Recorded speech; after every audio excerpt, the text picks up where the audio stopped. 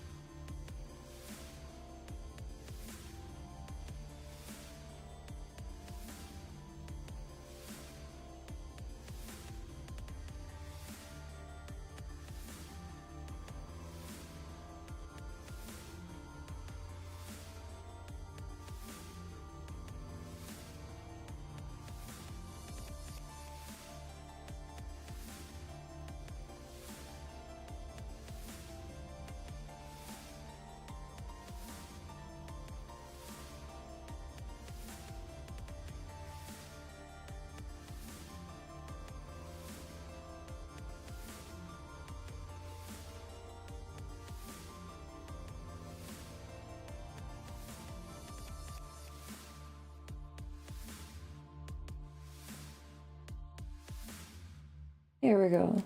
Another audio check.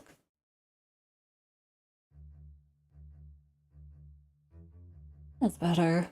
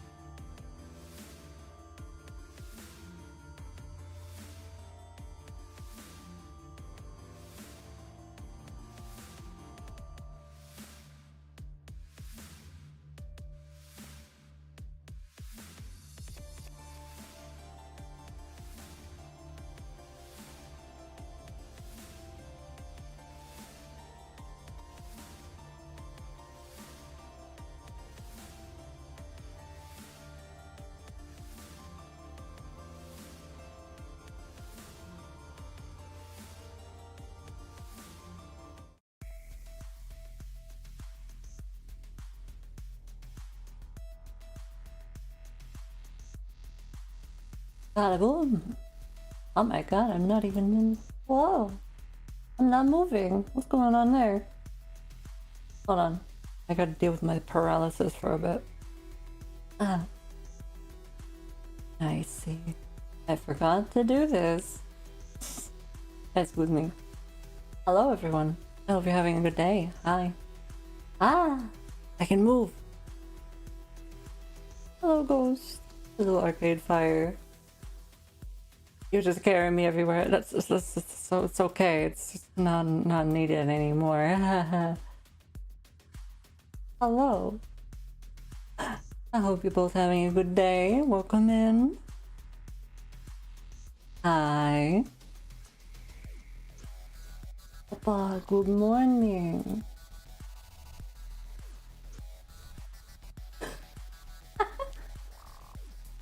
Yeah, you'll hold up the good parts. Much appreciated. They're heavy. Papa, how are you both doing? How has week been?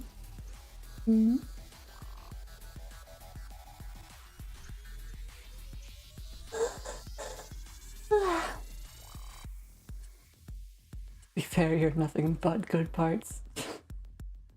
No. Thank you.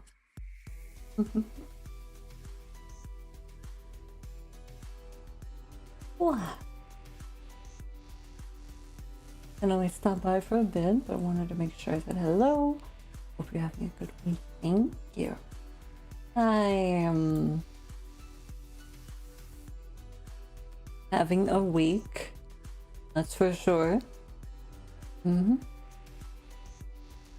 It is most certainly a week.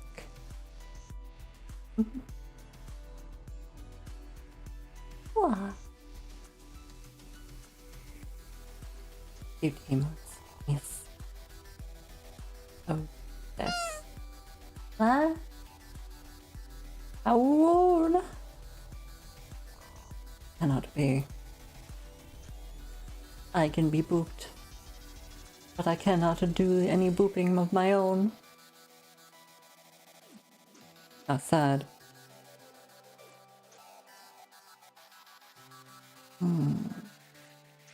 No, there really is no way for me to boop you guys, huh? Not really. I deserve the boobs. Huh? What have I done to deserve such things? I demand to know. Hey, cute. I know about that. And the title? The title needs to be changed, clearly. Oh.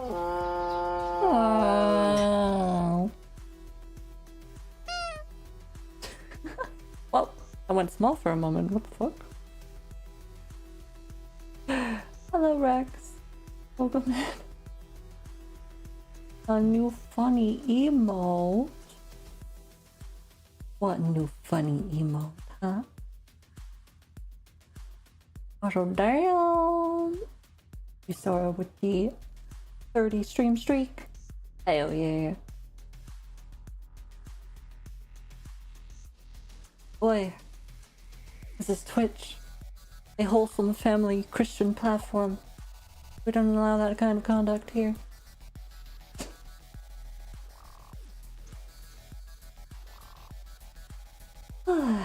You're at 32. Nice. Look at us. 30 people.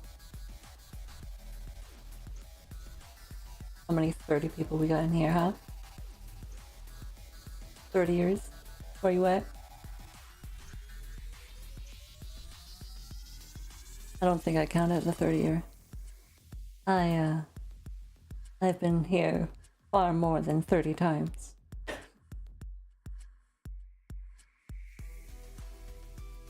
That emote is allowed, but they banned pregnant Sonic. They banned both, honestly. Please, spare my eyes. On mobile, so it won't let you share. Aw. Stupid Twitch mobile needs to get its act together. Twitch needs to get its act together.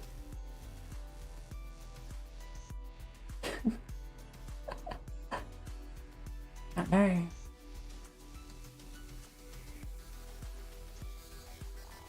Does that emote combination imply that you're very short? Much shorter than me.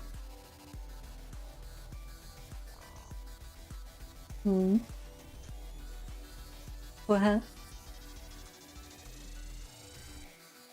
Possibly. Yes! Someone shorter than me! Let's go! Ah. Alright, well. I think I wished you a good day. 5'6".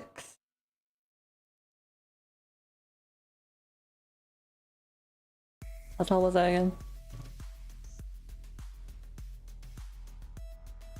172 centimeters.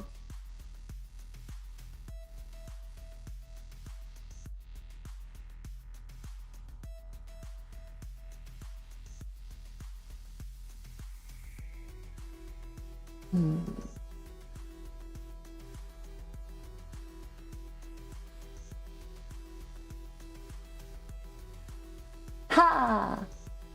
I am taller than you. Let's go. At last, I can say I'm taller than somebody. Somebody on here. I'm taller than everybody in my family, but aside from that...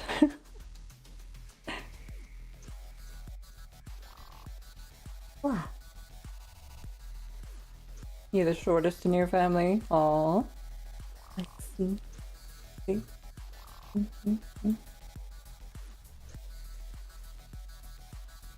What a shame. What a shame. It must be hard.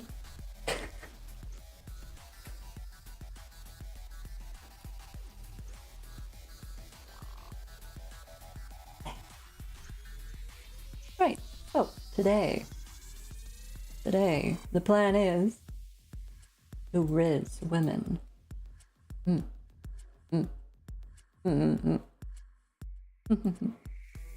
We'll be playing that lovely little game we played last time. The visual novel.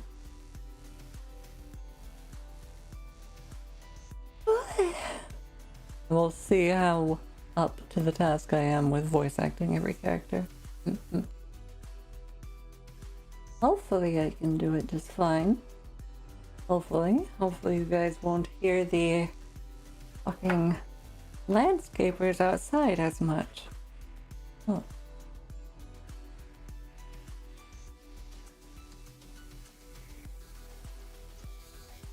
If you don't worry. They'll probably come closer and closer to my house as time goes on.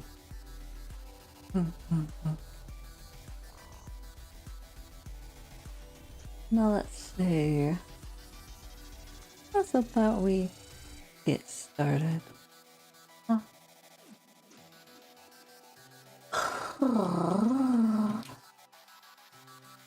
Unless there's something you want to talk about.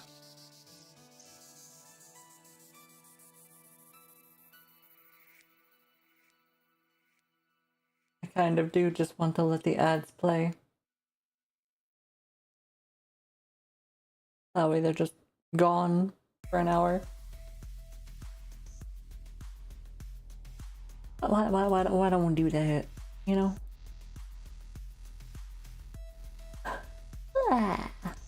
Just so they don't play while we're playing the game. At least not so soon.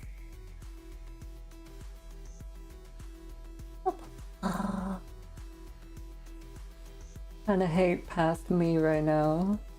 Found a bunch of quest times and just left them for future me to figure out where he saw them. Quest time?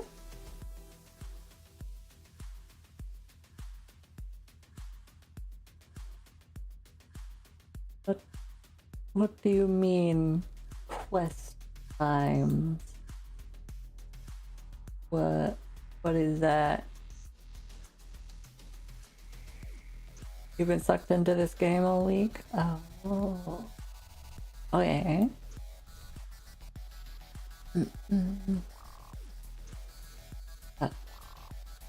Quest time? What game? What does mean by quest times? Huh? Explain.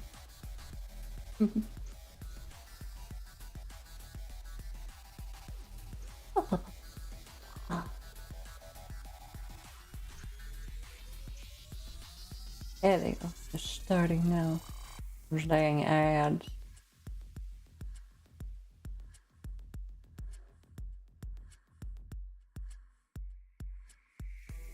I recently got this Steam code for a game called Fate Trigger. It's essentially an anime Fortnite game. And I mean like early Fortnite with building and shit.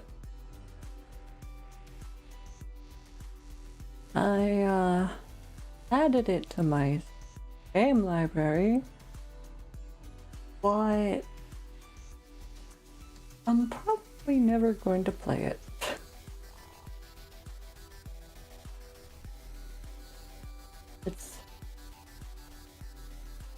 It's just Fortnite with anime girls and gacha.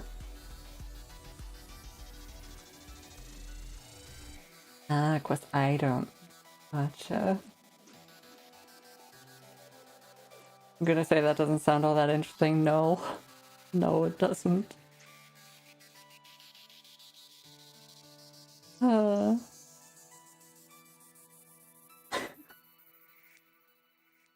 I am not interested at all in Battle Royale games anymore. I played a little bit of Apex Legends when it was still new and interesting, but nowadays, just no. Battle Royale is very boring to me.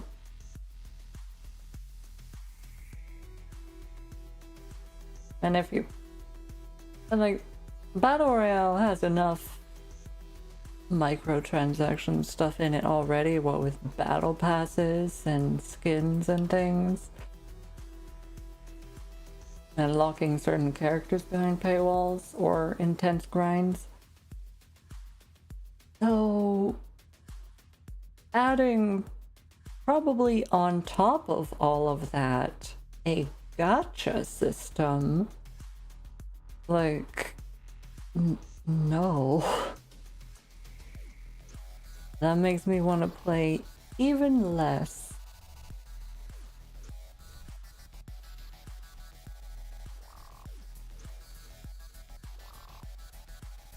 Really burnt out on live service games. Want offline single player games back. Me too. The only live service games that I even still play at this point are Nikkei and then the Zone Zero, and even them is just very occasional at this point.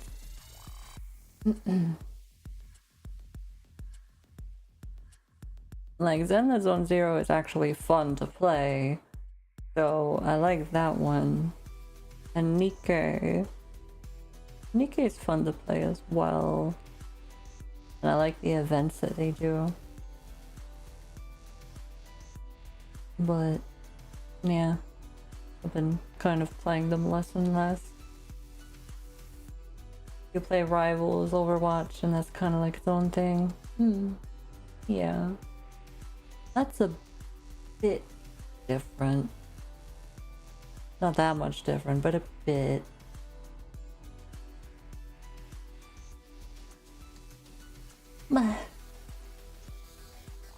Yeah. I want my single player games. Give me good single player games, yes? Bring Bloodborne to PC, please. Give me Bloodborne.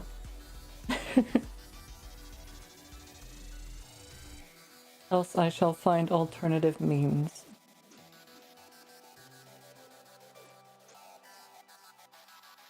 Dropped Genshin a while back. It just got way too much to keep up with. Same. Yeah. I played Genshin up until like when the first icy mountain area was introduced, and that's about when I stopped playing. Okay. It was like the next thing after the leeway update, or however you say it. Yeah. It's just the grind in that game is very heavy, and you have to log in on specific days of the week to get specific things that you need for specific characters. It's just so much hassle and eh.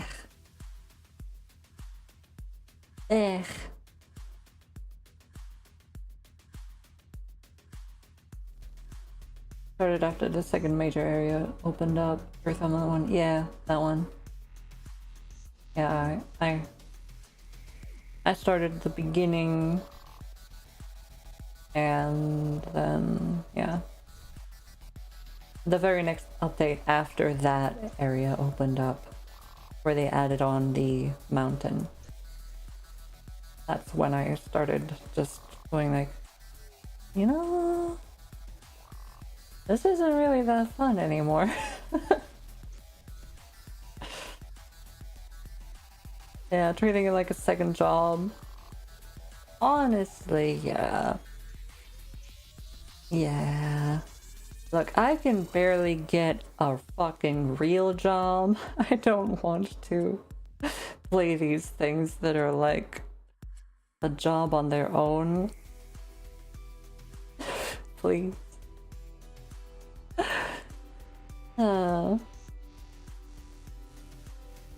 Anyway. The ads are over. Why don't we get on into that game?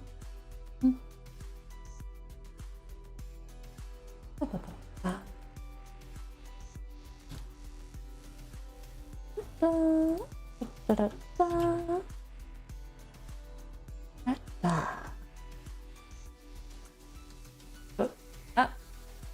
Wait. Let me overlay the thing. Thank you. Alright. It should still be selected. Yep. Okay. Are you all ready?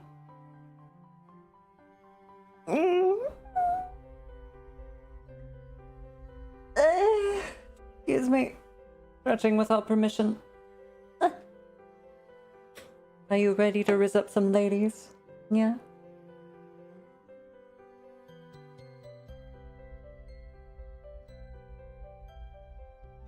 Ready to help guide my choices, maybe? The big question right now is, who do we go for? Who do we go for?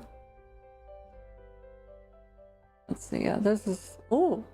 They actually label it as the most recent save. That's nice. Gosh. There are so many cuties in this. Which one do we even choose?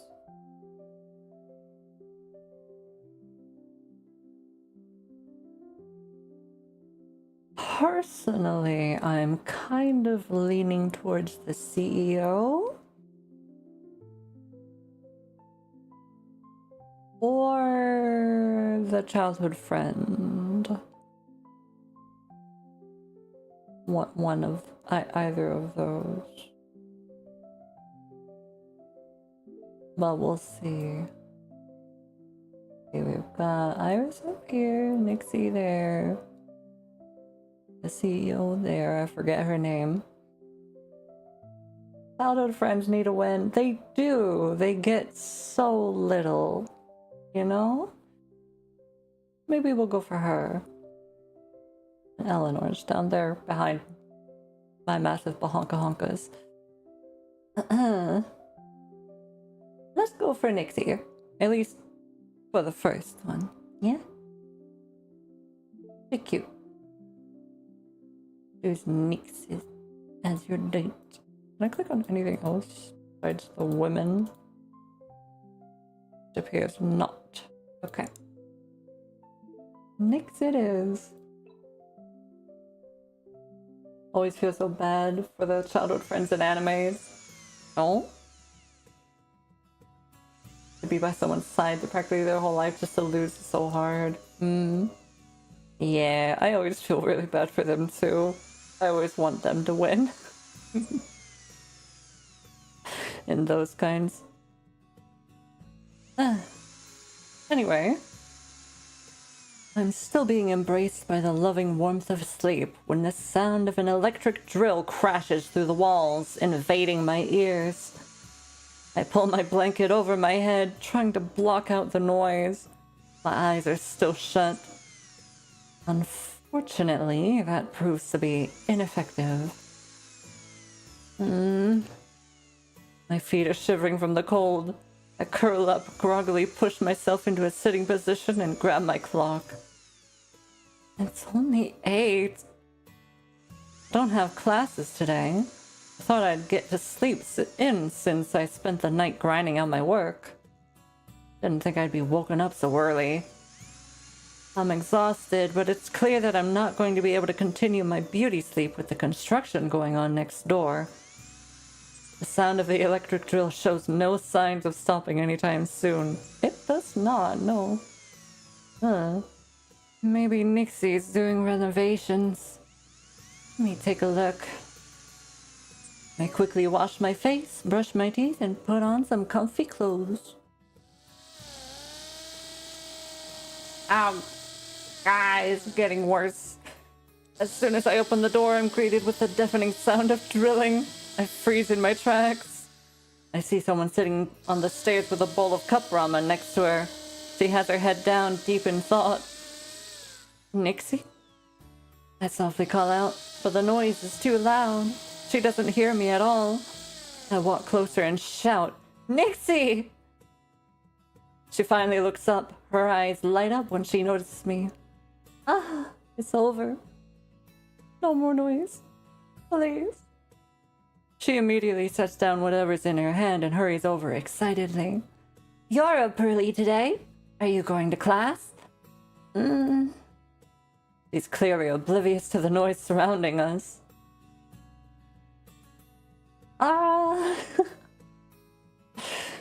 Should we be honest? Someone's loud construction woke me up. Or should we offer to help out? I think offering to help out could be a good idea. Neither one of these will stop the construction. Yeah, I'm thinking I'll help. Yeah. The noise won't be bad if we're doing it ourselves, right? Besides, we should be nice. Yeah, we're up anyways.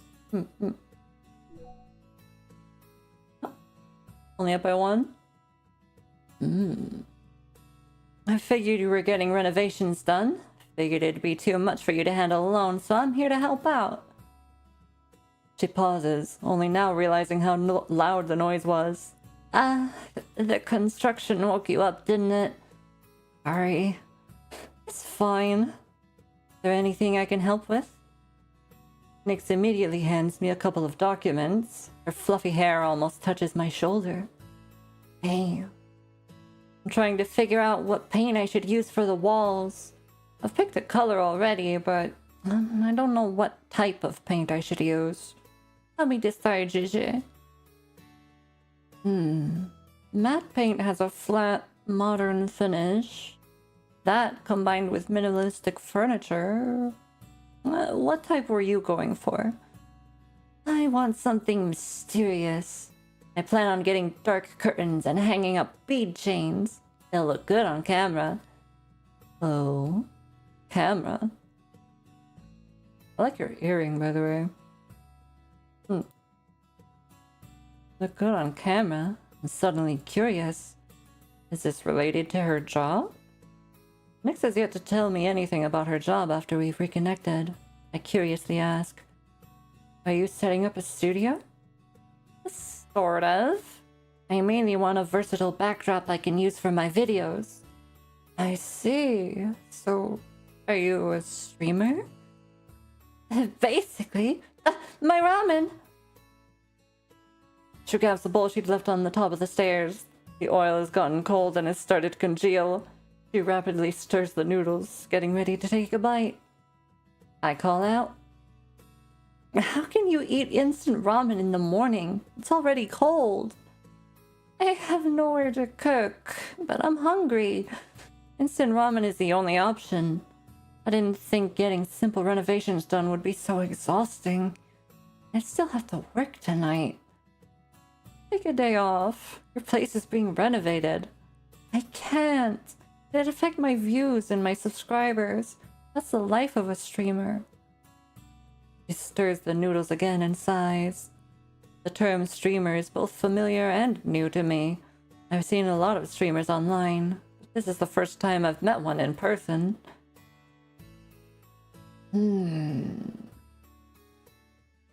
Hi, DJ. Welcome in. Thank you. Hope you've been having a good day. Let's see. Could show we care.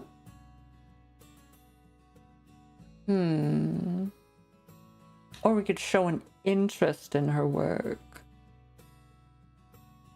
Like, we don't... I think we don't really want to be too... like... I don't know... overprotective. I don't know if that's the right word, or... overbearing or anything. I think maybe showing an interest in her work and, you know, I think that would be the better option. So I think I'm gonna try that. I'll ask for details. What type of streamer are you? I can't hold back my curiosity, so I ask. But she doesn't seem to want to answer. She just gives a sheepish smile. I'm too embarrassed to tell you, Juju.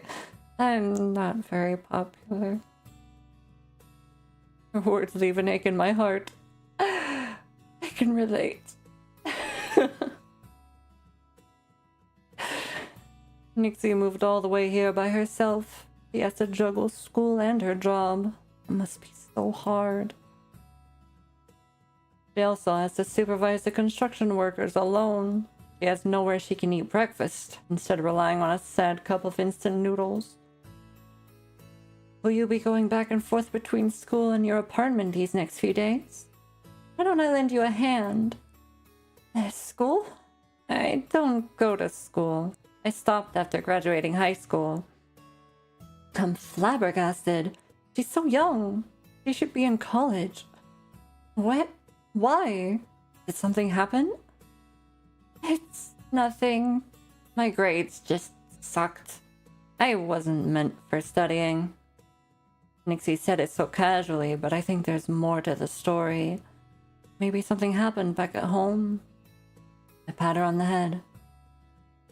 Nixie, is there anything else I can help with? It's fine. It's just small things I have to deal with. You're a busy person, Gigi. I'd feel bad if I ended up wasting your time. I'll do everything I can to help you. I won't overextend myself.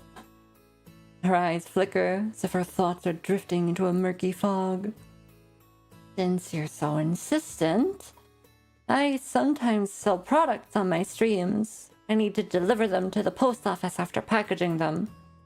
If you have time, you could help me drop off some of those packages. It's not much, and I have a little cart.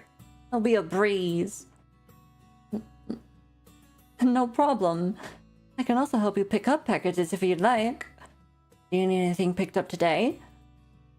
That can be saved for another day. Today's main mission is renovation. Okay, it's a deal. Come have breakfast at my place in a few minutes. You must be hungry, right? You haven't eaten much of your ramen. Awesome! I've gotten sick of eating so many cup noodles. I'm starving.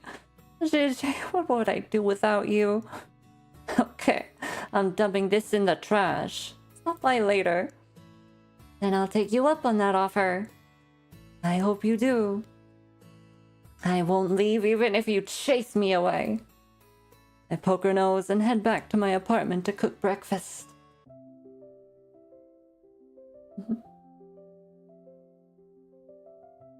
Oh, is it nighttime already? Damn.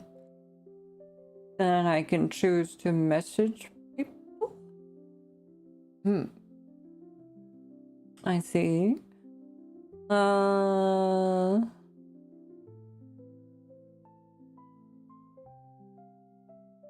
Does that mean we already had breakfast together? Should I contact Nyx again? Maybe. Alright, let's go. I've sent an image. Are these all the packages? Passed by the post office on my way home. Helped you grab everything. Ah, you're awesome, Gigi. Thank you. I'll buy you boba later. It's nothing. Why is there this huge box? That's a gift I bought for you. There's no special event or holiday coming up. Why did you suddenly buy me a gift? A gift needs no reason. I saw it online and thought you'd use it. That's such a surprise. Thank you so much.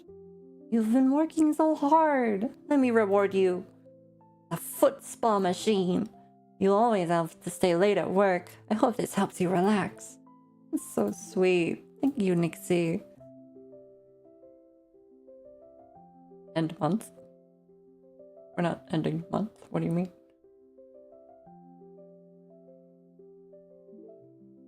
We can't go outside. Okay. Also, there's behind me. There's an outside button here. I guess. See. That's how we went out last time. Don't know if you guys saw. With my big butt in the way. So, what do we do here? I'm going to save. What?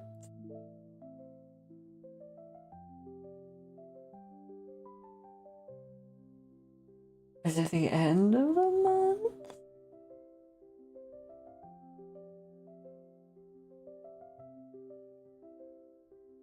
This appears to be the only thing we can actually click on besides these buttons up here.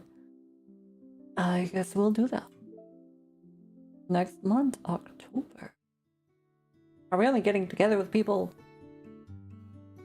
once a month? Hey. I mean, honestly, sounds accurate. Fuck. Greetings, Cookie. How dost thou fare? Oh, it's her. It's Phoenix, isn't it? Greetings, Cookie. How dost thou fare? A familiar voice pops up behind me. I turn around and see Phoenix's tall figure standing before me. She's holding a white porcelain teacup in her hand. The exquisite quality of the smooth and silky porcelain stands out even in the dim light of the balcony. Taking a closer look, I notice intricate patterns on the teacup. Sharp lines and soft shadows weave together a stunning miniature landscape painting. I absolutely, certainly do not own a cup like this. My mom and I would have turned it into a family heirloom if I did. Did you buy this? I ask, curious. Nay, it's simply one I've grown accustomed to using. I brought it along as I shall be living here henceforth. I nod after hearing her answer, but I'm still unable to contain the question looming in my heart. I've been wondering, what should I do?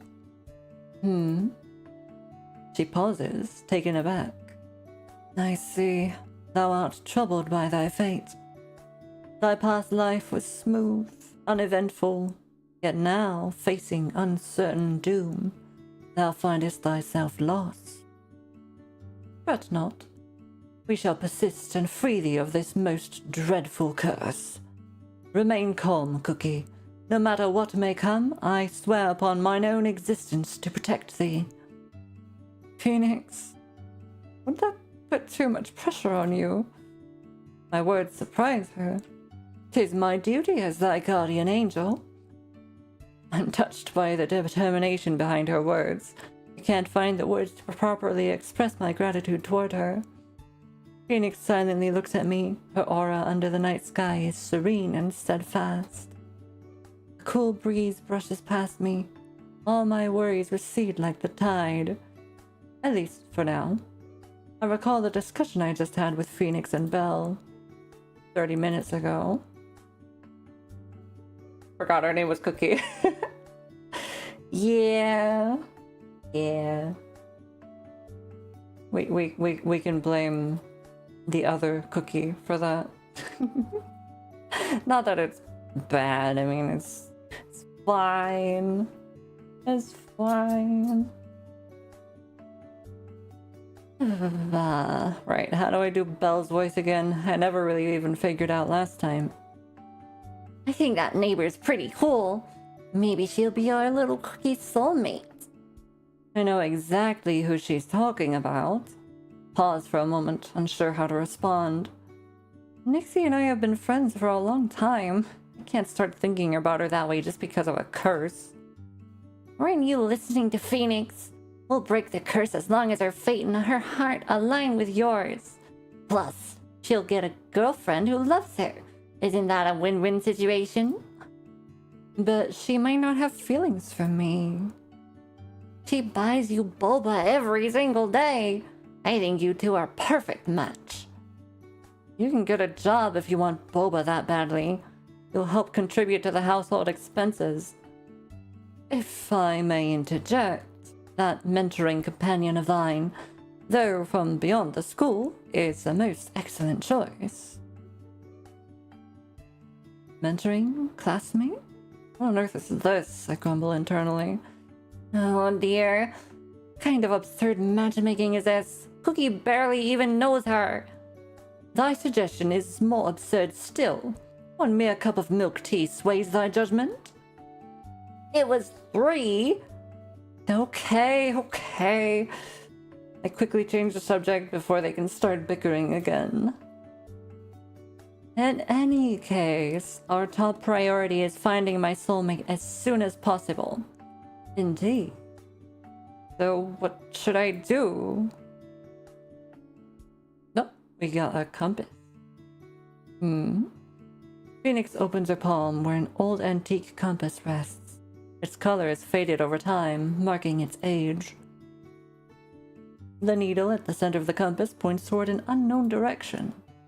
I examine its mysterious nature carefully, yet I cannot understand what it means. Belle curiously leans in to take a look as well. After a moment, she takes a step back, frustrated. It seems she also has no idea what this means. This compass was bestowed upon me by mine own master. It aligns itself of its own accord, governed only by the tides of thy destiny. Master? The head of the Yan family. The continuation of the Yan bloodline hath rested solely upon her shoulders.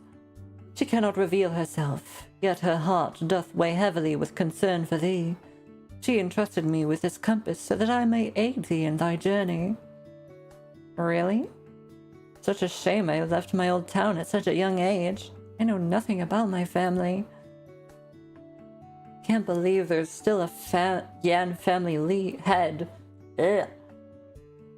I thought these roles only existed in fantasy novels. Now that I think about it, I really don't know much about my family. My parents rarely mentioned them either. Phoenix gestures for me to take the compass. I reluctantly hold it in my palm and flick the needle. But instead of snapping back to its original position, it begins to spin uncontrollably. Why is the needle doing this? Isn't it supposed to be aligned with my astrological chart? It reflects thy current predicament. Are you saying the needle represents my unfortunate fate? Like a candle on the verge of being extinguished by the wind? Phoenix's expression is complex. She doesn't respond, but I know the answer. For the first time in my life, I feel a looming sensation of death. The possibility of death like a python wrapping itself around my neck. A feeling of suffocation arises within me unlike anything I've ever felt before. Shouldst thou cross paths with thy soulmate, the compass shall respond. Good or evil, it shall reveal all. Phoenix calmly explains the cruel reality I'm facing. In order to survive, I must improve my relationships with others. I'll have to rely on their feelings to continue living. The heck am I, a demon? But what is love? Is it really fated destiny if I approach someone with the intention of falling in love with them? This approach conflicts with my belief of what love is.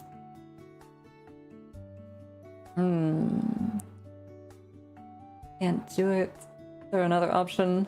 I'm so scared. Oh boy.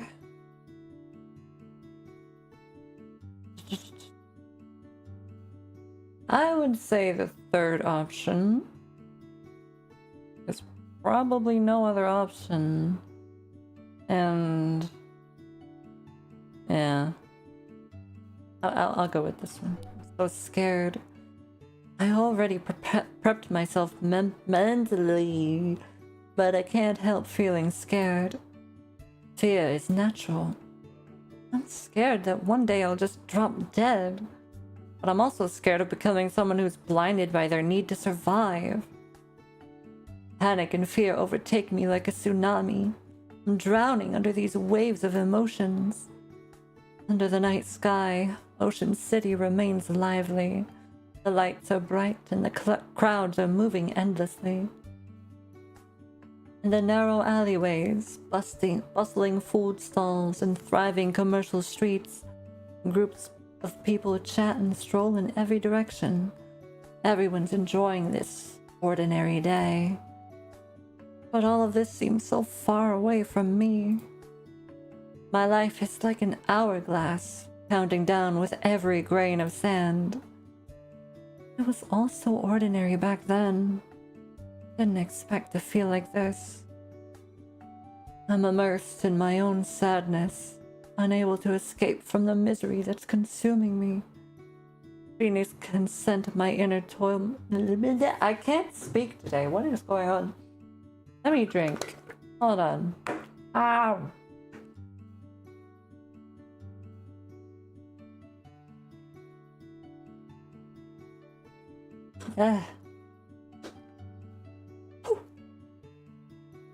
So sorry. She silently stands to the side, waiting, only letting out a sigh once the tea runs cool. How fast thy heart.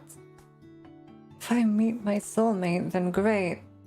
If I don't, I'm not going to go against my morals just to survive. I guess this is my way of coping with everything. Phoenix smiles gently, and with a flick of her fingers, the cold tea becomes piping hot again. Why? Thou hast not changed. That alone eases mine own heart. I haven't changed? Humans are fickle, yet thou alone dost remain steadfast, even in such conflict. I'm struggling to wrap my head around her sentence, but I can tell she's trying to encourage me. I don't want Phoenix to worry, so I force myself to smile. The phone in my pocket rings. I pull out my phone. A text from an unknown number. Sender is One U Technology. Dear Miss Cookie, we are pleased to inform you that you have been accepted as a product development intern. Please report to the Human Resources Department at next Monday at 9 a.m. with the relevant documents to proceed the onboarding process. I see. We got the internship. Let's go. The message makes my mood a lot better. At least that's one less problem I have to deal with. Honey, you accepted me! I text my parents and Megan, letting them know the good news. My feelings lift after they congratulate me. I shouldn't fall into despair worrying about what the future holds. I need to live in the present. I quickly compose myself and remember someone I must thank. Gigi, I passed the interview. Thank you so much for the opportunity. I'd like to properly thank you sometime. Congratulations! You did all this by yourself. I didn't help much. Good luck at work. Gigi doesn't respond to the part where I mentioned wanting to properly thank her. I know she's busy, but I'm still a bit disappointed. Phoenix suddenly speaks. The career is challenging, and the tides are ever-changing. Hold on to thy heart, and let not the world's currents sweep thee astray. Phoenix smiles one last time before returning to her room.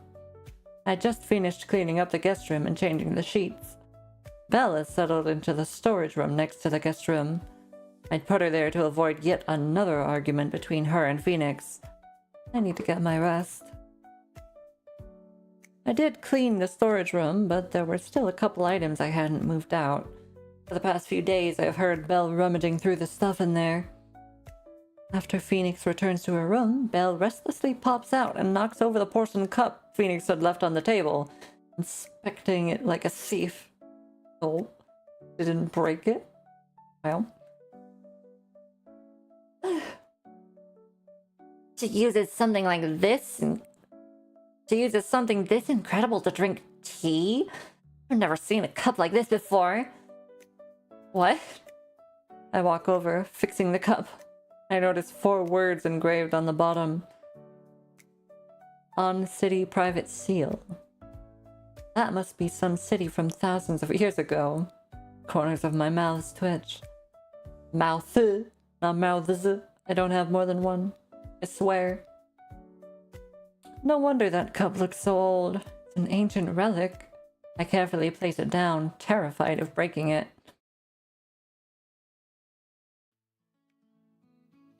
The next day was Saturday. Megan was over the moon once I told her about getting accepted into Huanyu, and gleefully encouraged me to go out and celebrate. I've been miserable because of my soulmate problems, but it'd be nice to forget about those worries and enjoy a night with my friends. I immediately begin discussing the details with Megan. Let's get barbecue. We can go to that place you like. There, hold on. There's also this stuff. What's that? Oh wait, these don't even match. Don't even mesh with each other. Okay, we can ignore it. Sure, I've been craving their drinks. Why don't we invite Cassidy? She's been in a bad mood recently, so maybe she'll cheer up if we invite her. More the merrier. Cassidy might not enjoy events with so many people, but I should still ask. I open Instagram and send her a message. Are you free today? Want to grab dinner with me and Megan? Sorry, I'm busy. But I have a question, Cookie. Remember my sister? She saw the message you just sent and was quite interested in this dinner. Your sister, Eleanor? Can she tag along? It's fine to say no. Of course. The more the merrier. Well... Eleanor seems to be taking a surprising interest in us. I texted Gigi yesterday saying I'd like to thank her, but she didn't respond to that part of my message. Maybe that was her way of indirectly rejecting me. But it doesn't hurt to try. Gigi, my friends and I are going out for BBQ to celebrate my getting the internship. Are you free tonight? I butchered that. I wouldn't have gotten the interview without your help. I hope you can come. I hold my phone above my head, waiting for a response, but none arrives. Disappointment crawls into my heart. To be fair, this was a last-minute invitation, and I've already mentally prepped myself for her saying no. Thank you for the follow, Schlump. Hope you're having a good day. Welcome in. Plus, all the attendees are my friends. Gigi won't know anyone apart from Megan. Completely understandable if she doesn't want to come. I sent 2 more texts in succession. There'll be people you don't know, so it's totally fine if you don't want to come. We can meet up some other day. Sorry, Gigi. I didn't think this through. She finally responds around noon. No, you're good. I'm delighted that you invited me to celebrate with your friends. I'm sorry. I just saw your text. I've been busy the entire day. My shift ends at 5. Will I make it if I get there at 6? Yes, of course. I was worried it came off as rude. I'll wait for you. Be there or be square. I didn't expect Gigi to accept my invitation. Megan's surprised when I tell her. She informed me that Gigi is typically busy with her classes and rarely attends social gatherings. Quite flattered by the fact she agreed. I cook up a few dishes and leave them in the fridge. I tell Belle to heat them up for dinner. Make a mental note to also bring back some delicious food for her and Phoenix as a late-night treat. Belle immediately protests. She's begging to tag along. I don't want. You're so cruel, Cookie. You force me to live with this woman and then have me heat up food for her. Am I just a servant? Tears and snot stream down her face. I've gotten used to her dramatics, but this still gives me a headache. I have no choice. A little white lie never hurt anyone. Look, Phoenix has no idea how to use anything in my kitchen. How would I leave her alone in my apartment? Why don't you step into my shoes for tonight and help me look after this place, okay? Step into your shoes? As head of the family? Belle immediately stops crying. Her eyes widen in surprise. She's enticed. I'll be the head of the Ocean City Yan family branch? Acting head. Having spent a few days with her, I knew she could talk nonsense just like Megan. Even more than Megan, actually. Good thing I'm experienced. I've coaxed Belle using the title of acting head, Ocean City branch. She now stands with authority in her hands, buzzing around to draw blueprints for the developing branch.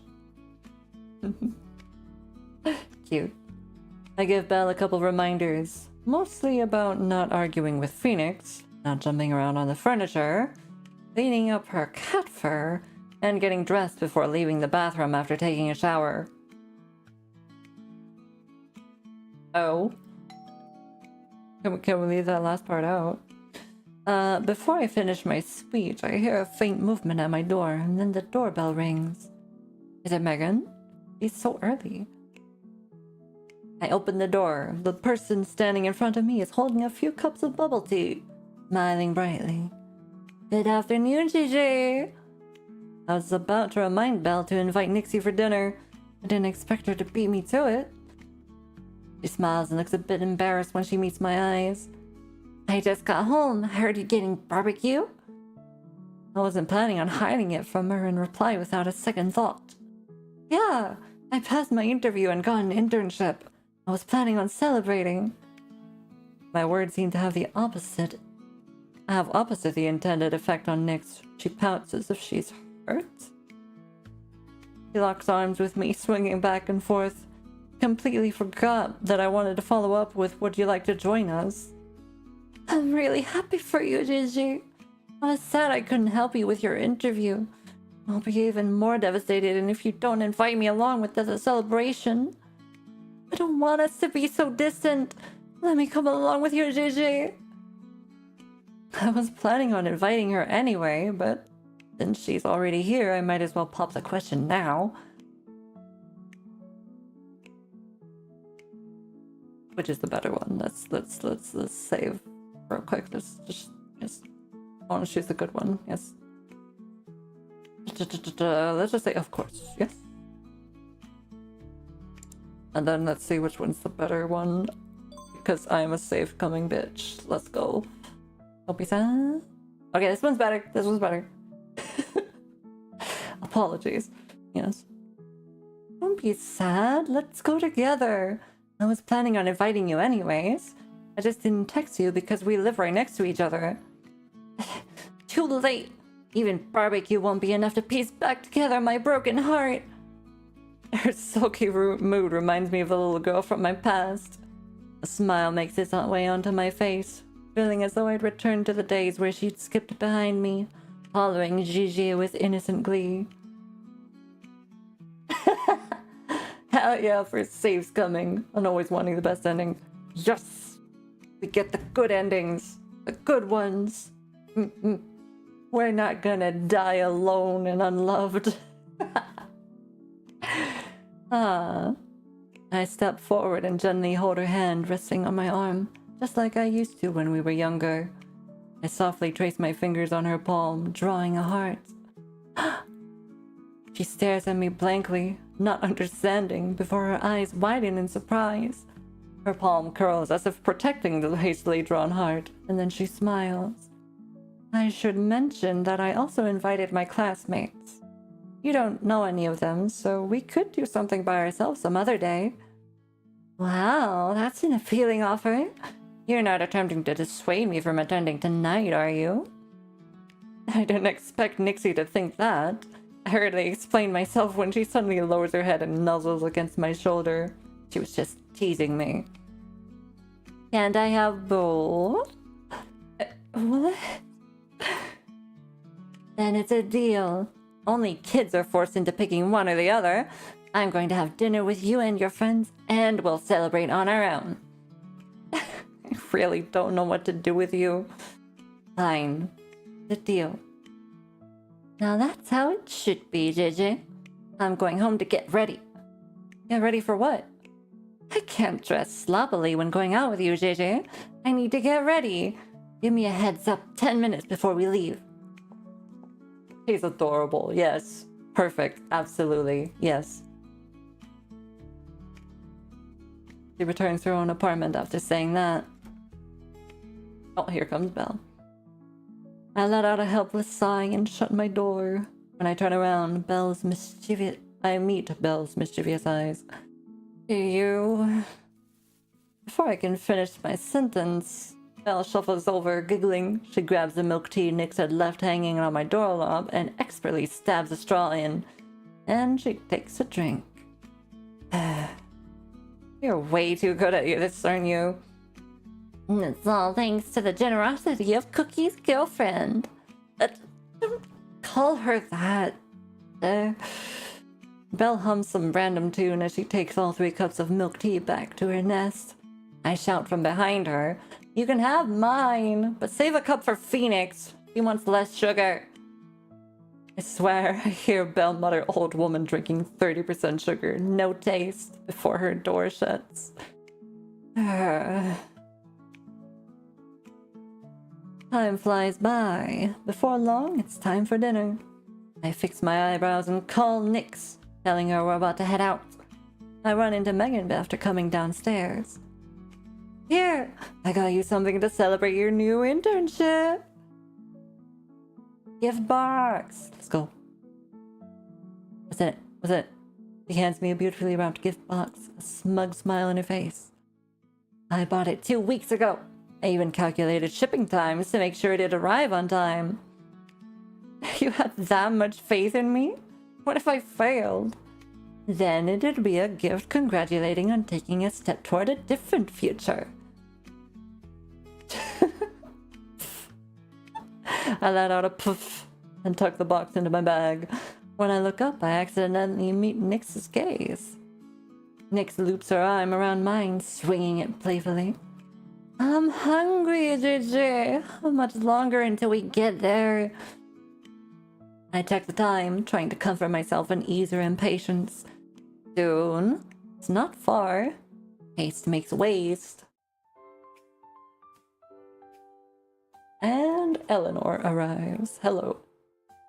I spot Eleanor from a distance waiting in front of the barbecue restaurant with one hand casually tucked into her pocket.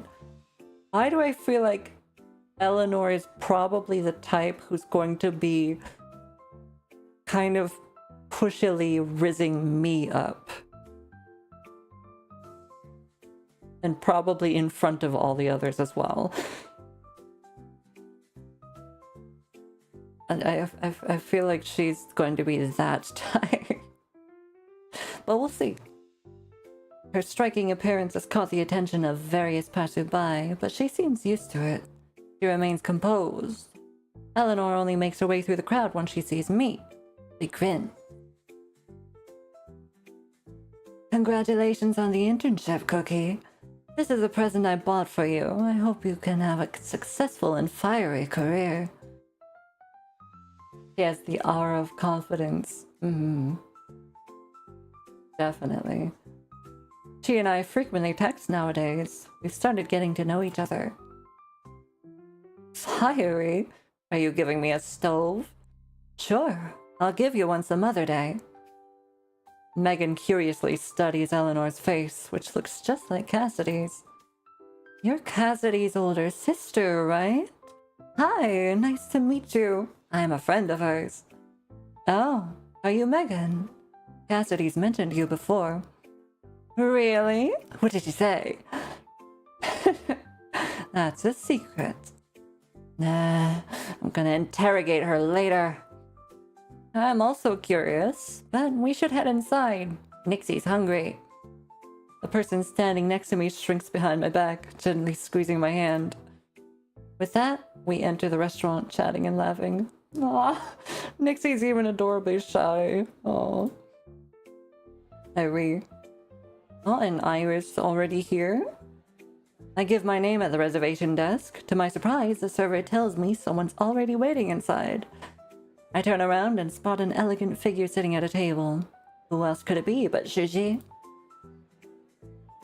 Her gaze immediately lands on me when she spots the four of us walking in. She then scans over the rest of the group and nods, greeting us. You're here! I thought I'd sit and wait for you. It's too hot outside. I hope you don't mind, Jume. Of course not. I'm glad you're here, Gigi. Well, since you said you really wanted me to come, I came straight from work. She teases before begging a server to bring us some more utensils. I pull out the chair opposite Iris, but before I can sit down, Eleanor and Nyx claim the seats beside me, one on the left and one on the right. Since no one really knows each other and our food isn't here, we fall into a period of awkward silence. I'm the host, so I figure I should start the conversation. We should probably thank everybody for coming, right? Rather than just immediately diving into, yay, I passed the interview. That's what I think anyway. Yeah? Yeah. That would be the most appropriate thing, I think. Thanks for coming, everyone. This restaurant is delicious, so let's eat as much as you'd like. Don't worry, I will. I can already smell the delicious meat. Can't wait to dig in. Me too, me too. I've been waiting for this. I'm going to feast in your honor, Cookie. Like you don't already, Megan. Oh, this is adorable. Looky. Let me get out of the way. Hold on. Looky, looky. Look at how cute it is. Oh. I didn't expect the atmosphere to lighten up so quickly after I finished my mini speech. Everyone's chatting with each other. The delicious aroma from the sizzling meat fills the air and slithers into my nose. I love these kinds of restaurants, by the way. Where you can cook some food in front of you at your own table. It's really fun. I went to one for my birthday once. It wasn't like a grill, but it was more of a hot pot thingy. Very good. So good. Anyway. I'm practically drooling as I watch the thick slices of pork turn golden brown. The oil on the meat glistens. The meat looks ready. I reach out with my chopsticks, ready to grab a piece. However, as soon as I move my chopsticks, I notice that there's already a piece of meat in my bowl. I look to my side. Eleanor beams. Oh yeah, she's gonna be the one coming on to me. Oh yeah. Oh boy. Help. You did a great job. Congratulations on passing your interview. Her unexpected kindness leaves me at a loss for words. I smile back. You eat too. Don't be shy. I just finished my sentence when suddenly I feel something pressing against the corner of my lip. I turn to the other side, and Nyx is trying to... Oh god! Help! Help! Nyx is trying to feed me.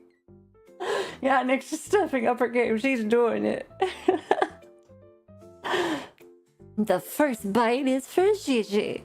Say ah. Is she going to feed me? Blush arises in my cheeks. Everyone's watching. But her gaze is so affectionate that I simply can't refuse. I carefully avoid her chopsticks and take a bite. My voice muffled. Thank you, Nyx. The meat is fresh off the grill. It's still piping hot. I reach out to grab my water when a cup of cold maggioli appears in front of me. I'm temporarily stunned and hesitatingly lifting my head, meeting Iris' eyes. Oh my god! Help! How about some maggioli? I just tried some. It's sweet. The alcohol percentage is fairly low. I'm dizzy and lightheaded before even taking a sip of the drink. Gigi, you're so thoughtful.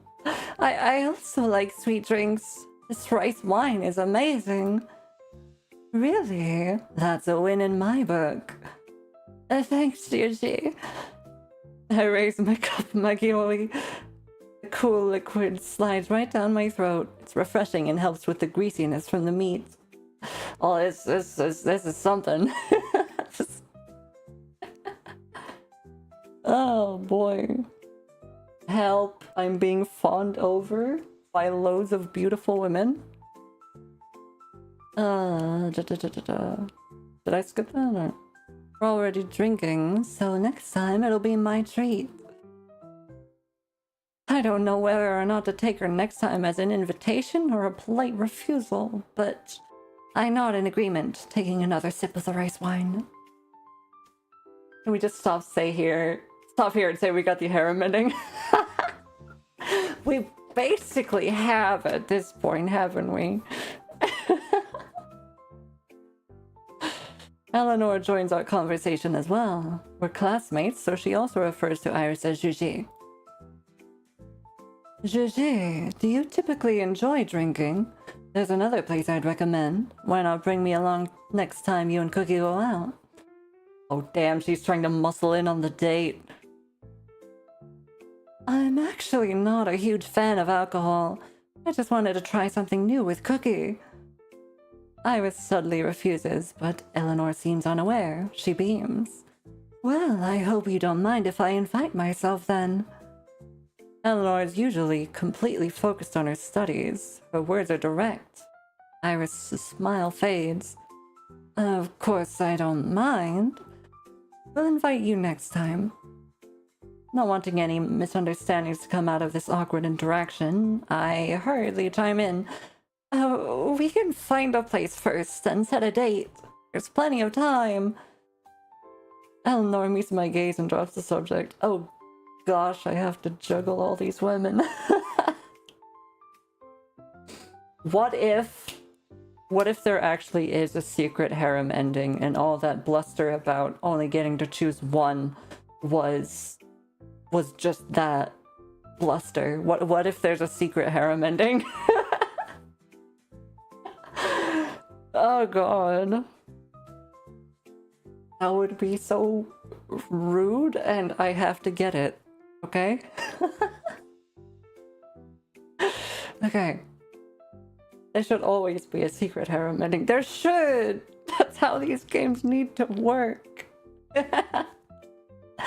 Alright. True. How was the meat? I dip the meat Eleanor popped in my bowl in sauce and then take a bite. I aggressively nod. Delicious. You have a bite too. The sauce is incredible. You'll burn yourself if you eat too fast, you may. Be careful. Indeed. We can visit a Japanese restaurant next time. Would you be interested, Cookie? Okay, let's do it. Sake is light and refreshing. I think you'll like it. Topic returns to alcohol. Is she trying to get me drunk? Oh boy. I'm unable to contribute much, so I listen as Eleanor and Iris ramble on and on about the various types of alcohol in various different countries. It's relaxing.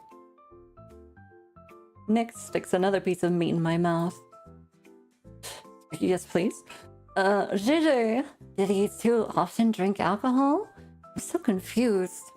Hey, you must be hungry. I'll feed you.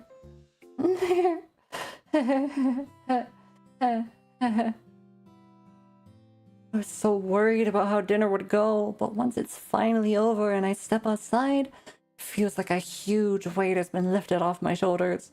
I take a deep breath. The fresh air is incredible. It feels amazing. Let's end here for the night. Be careful on your way home. See you next time, Miss Yan. I wish you the best. Thanks. I hope everything goes well. Let's meet up next time as well. I hope to hear some good news about you getting an official promotion at Huan Yu soon. Sure, that's too much pressure. I'm just kidding.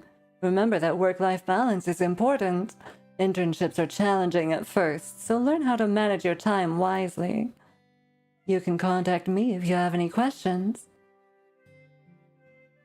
Gigi, you must be busy. Aren't you graduating soon? She smiles at Iris and then looks to me, her golden eyes high-spirited. Yes, but I'll always have time to respond to Jume. Oh boy. That's nice. I'd like to graduate soon too. The conversation between Iris and Eleanor is fairly standard, but there's a sense of unnaturalness in the air. There certainly is. However, it's getting late, so I bid them both farewell. Okay. Bye, Gigi. Eleanor, get home safe. Goodbye. You be careful too. Text me when you get home. Oh. Gosh. After saying goodbye to them, only Nyx and Megan are left by my side. Nyx continues walking forward, but Megan leans in. Or should we... something like that. Incredible, Cookie. You're like the female protagonist of an Otome game. Hey, keep it down. What on earth are you saying? Are you completely blind? Did you not notice? They both wanted to ask you out. Megan is a professional yapper. I really have no idea what to do with her, so I hasten my steps, leaving her behind. Hello.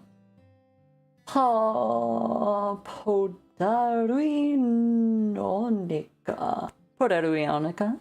Welcome in. Hope you're having a good day. We are playing a cute little game here, just, you know, making friends. Yes. I hope you're having a good day. Call me Ion or Poda. Okay. Maybe I'll call you Ion then. That good? She's not wrong. She is not wrong. No, she's not. But welcome in, Ion. Hope you've been having a good day. How are you? I increased my walking speed, making sure to leave some space in between us. Megan is clearly having the time of her life. She slyly winks and with a smirk. I'm just messing with you. Good luck at your internship. Yeah, you too. I suddenly feel a pang in my chest. Megan has been by my side all throughout college. She's extroverted, friendly, and loyal. We've been through so much together. I didn't think we'd go our separate ways before even graduating. Would we still be able to casually hang out like this after we get our degrees? I might not even have that much time left.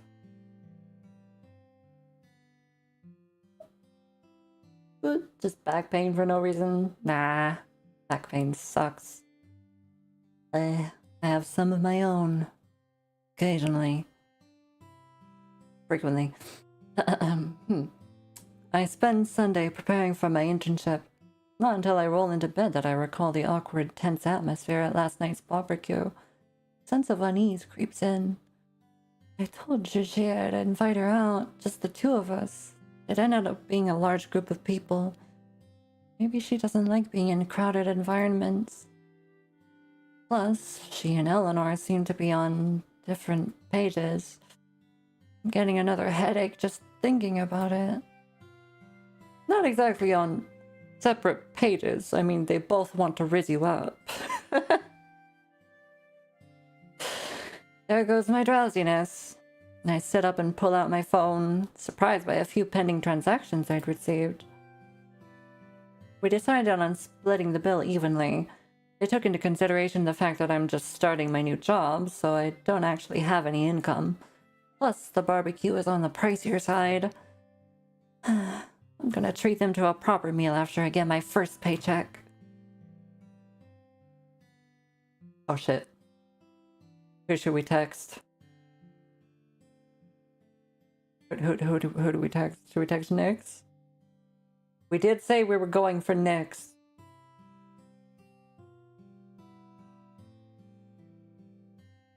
You're still for the childhood friend? Yes, we will go for the childhood friend first. Then we can see about maybe finding a secret harem ending. Or just going for the other girls. but in the childhood friend first, yes. Hold on. Nyx.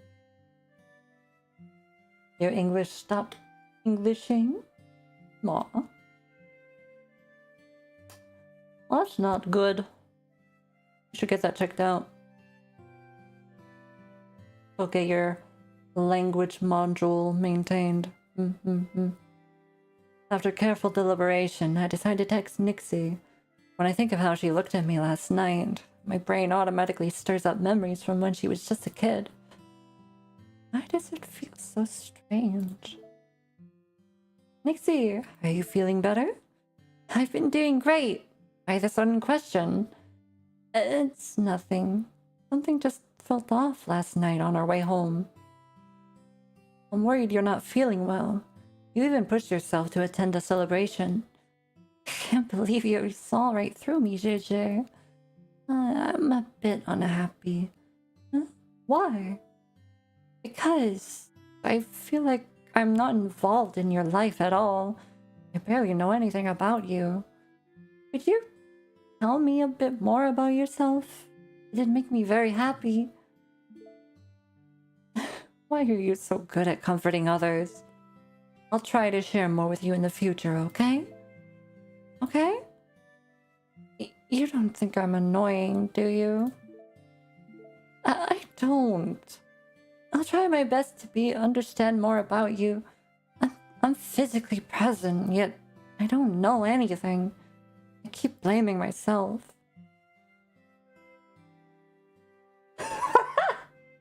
What?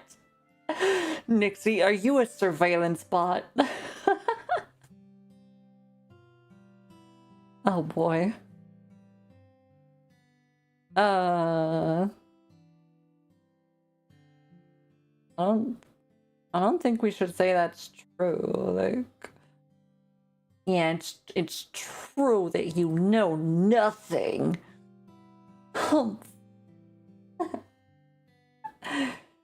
I just didn't have time to. This feels very excusey. This could be interpreted as a joke, though. Bang! Hi, Hoobly. Welcome in. One's back to work. No! Get back here. Help me decide what to do here. In fact, help me, help. You know, really, like, I don't like any of them either, honestly.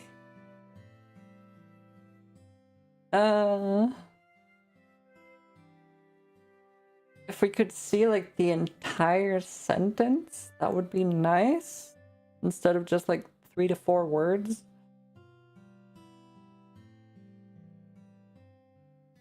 You have work to do. It's true. Fine. I hope you have a good day at work. Thanks for coming by to say hi. Yeah, like what the... I agree. Yeah. I think we're just gonna have to save scum it, because these honestly don't provide enough context to really make an informed decision on which one I want to do.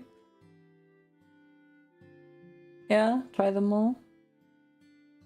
Alright, we'll go top to bottom. That's true, but even though you're next door, I still don't know what you're up to most of the time. Why don't you chat with me sometime as well, okay? JJ, you're concerned about me? And you're curious about my life? Curiosity is normal, isn't it? Your life's a complete mystery to me. Okay, this one actually turned out kind of okay. I'll tell you all about it when we have time. You better not think I'm annoying when that happens. I think this is probably the best one. Probably. Impossible. My ears are always open. Okay. Real quick,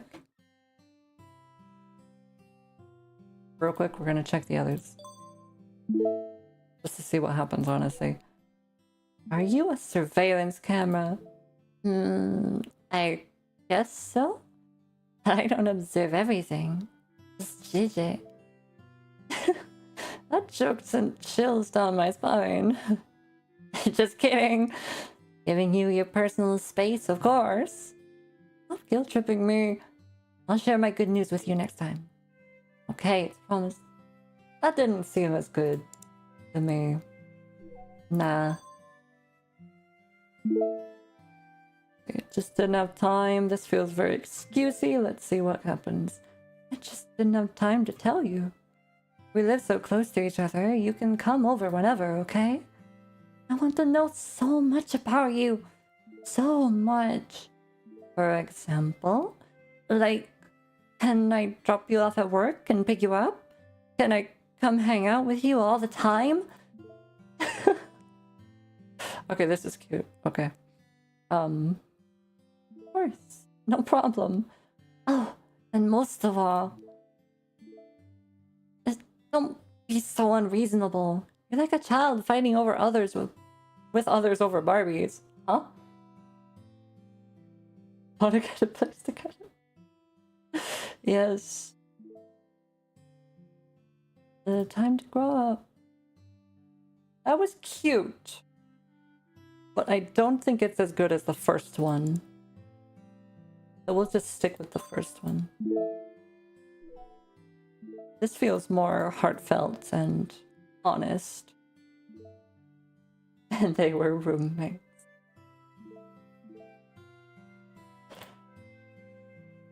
Okay. After I turn my phone off, I wearily lie down thinking about my internship. My new job starts tomorrow. I don't know what it'll be like at Huanyu, and I won't know anyone. This is an environment I've never been in before. Of course it's daunting. I wish Megan were interning at Huanyu as well. I shake my head, ridding myself of the thought. Cookie, why do you keep expecting others to accompany you? Interning is like a baby bird just learning how to fly. I need to try spreading my wings. Oh my, Cookie, you're acting super sus. Are you sure you're okay? I'm fine. Wait, huh? Where's Phoenix? That old woman left. I don't know where she went. She was muttering something about, I cannot live under someone else's roof without contributing something. If you ask me, I think she's going through menopause. Damn. Phoenix isn't as thoughtless as Belle. Is she trying to find a job? I won't bother her. I'm worried Belle will make a fuss again, so I keep that thought to myself. Hey, doesn't your internship officially start tomorrow? You should be in bed. You don't want to be late, do you, Cookie? You little rascal. Ah, you're right. I'm gonna wash up. I spent the entire night on my phone. Life is just endless failure. Boy, that may be true, but hush, you're not supposed to say it. I rush into the bathroom, leaving behind Belle, who's trying to imitate someone mature. I take a shower and do my skincare routine. I'll be in perfect condition for tomorrow. And the next day has arrived. Alright. Real quick? Ow! How dare you? Del Marino. Slimerino, even. How you doing? Welcome in. Let's see, we'll save right here. I'm gonna keep this first slot as the beginning thing, so that way I can just go back when I want to start again. And go for a different person. Making 4-cheese pizza. Very nice. I hope it will be good. Let's see here. I'm gonna take a drink real quick. Ugh. Oh.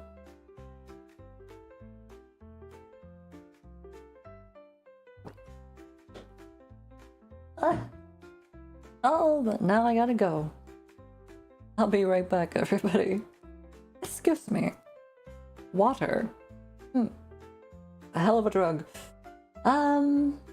What kind of cheeses are on your cheese pizza? Limerino? Tell us. Tell us while I'm gone, yeah?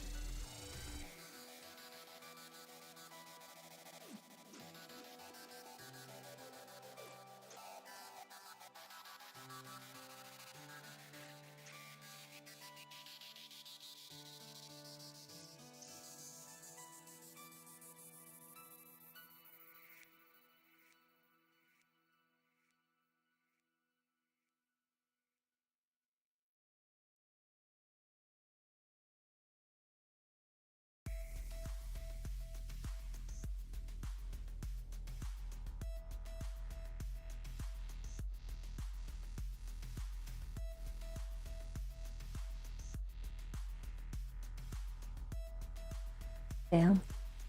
I guess we'll never know what kind of cheese it was. What? Hello. La la la. Turn that game sound back on. Alright. Hi. I'm back. Good morning. What? Hi, Jim. Come in. How are you? Hope you're having a good day. Hi, hi.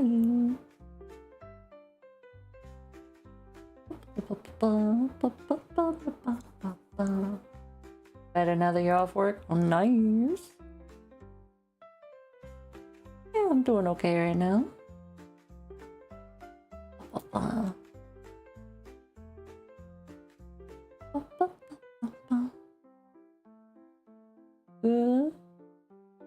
Yes. Alright. Anyway.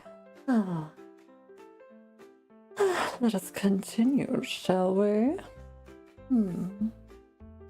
Oh, work wasn't too bad for you. I stand outside Huan Yu's office building, looking up at this towering skyscraper in front of me. I try to pump myself up, practicing my smile one more time using my reflection in the glass. I calmly walk through the revolving doors.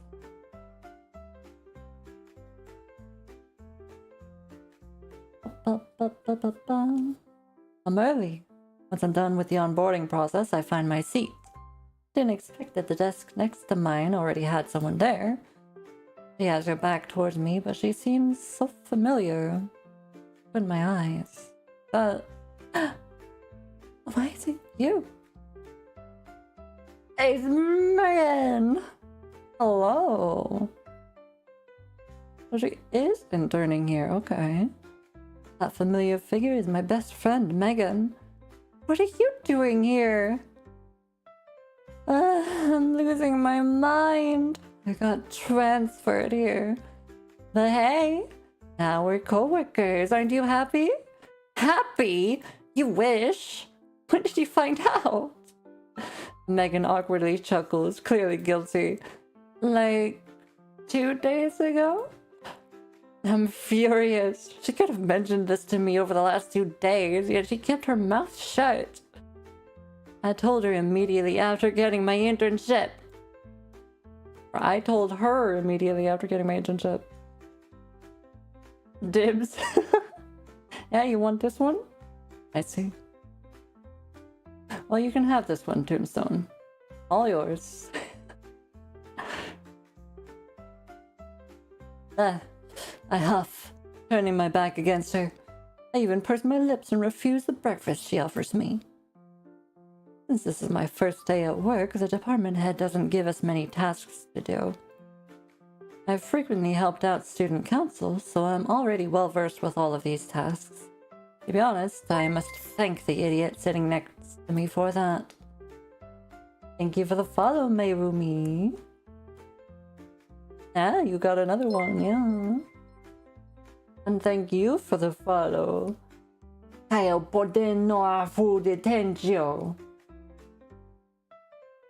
What a name. Welcome in, both of you. I hope you're having a good day. How are you? I've been ignoring her this entire morning, busy paying attention to the training we were being given. And make sure to keep in mind the points I mentioned. A lot of previous interns have made these mistakes before because they weren't taking this job seriously. As incoming interns, your focus right now should be on mastering the basics. Oh, that's a woman. Okay. So, she looks at her watch once she finishes her sentence. All right, it's noon. Head over to the cafeteria for lunch. Whether it's at school or at work, everyone's favorite part of the day is lunch.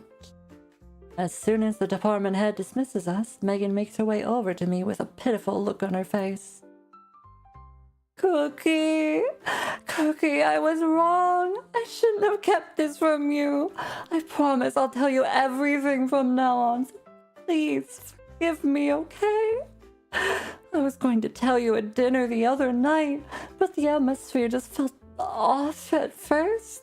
And then I got so wrapped up in talking to everyone that I forgot. Anyways, there wasn't a suitable time to say anything, so I just planned on surprising you today. I'll buy you boba later, okay? A large, an extra large, okay? A Brazilian reference. Let's call me Kaio. Okay, I'll call you Kaio then. Welcome in. Please. She pleadingly bats her eyes. She's doing it right now. Pleadingly bats her eyes. It's both adorable and hilarious. I've already cooled off after a whole morning at work, and honestly, I'm more delighted than anything else. Can't hold back my smile any longer. Fine. I'll forgive you this time. Great. You have no idea how gloomy I was when you kept ignoring me. I felt completely despaired. All right. That's enough out of you. Let's have lunch. Sure. Look, you have no idea how surprised I was when I got the transfer notice. Since it's our first day at work, Megan and I get slightly lost before finally making it to the cafeteria. Almost all the secrets are taken. There's only a few empty chairs in the corner. We have no choice but to put our bags down on a table near the window and get in line for lunch. Thank you for those headbaths. Sorry, I was busy reading. Small commotion breaks out in front of us while we're in line. Who's that? I don't know, but she's gorgeous. Aren't all the interns already here? Was there still someone new? Megan is a huge gossip. After hearing this, she immediately cranes her head to take a good look, then excitedly taps me. Hey, look over there! That older woman in front of us really stands out. I feel like she doesn't belong here. Oh, hi. Oh god, is there another? I follow Megan's figure and notice a woman who indeed catches my eye. She's tall and dressed in a suit and doesn't use her sleeves. Clearly on a different level than all of us. She gives off rich kid experiencing the ordinary life vibes. Rich people are different from commoners like us. You can't fake that attitude. I nod in agreement. Even just her silhouette stands out from everyone else. Do you think she's the daughter of some higher up? Stop randomly making guesses. We should just focus on doing our jobs well. She's like an admiral from One Piece. Yeah, actually. We returned to our seats after getting lunch. The woman we'd been staring at is now sitting at the table in front of us. She's flipping through her phone, absent-mindedly picking at her food with her chopsticks. Doesn't seem like she's very hungry. Megan and I aren't the only ones secretly observing her, but she doesn't seem to mind. In fact, she's not paying attention to any of us. We get 2 hours for lunch. 2 hours? God damn. I don't get any. After we finish our meal, we walk around downstairs until Megan is summoned by her boss. I take a stroll by myself before leisurely making my way back. Oh, we got a coffee. From a distance, I spot a pile of documents on my desk and a coffee cup with a special logo. I recognize this logo. It's a coffee shop nearby. Megan and I were just talking about giving that place a try. That place usually has a super long line. It'd take us ages to get something. I didn't think Megan would secretly buy me coffee. Now this is more surprising than her transfer to Huan Yu.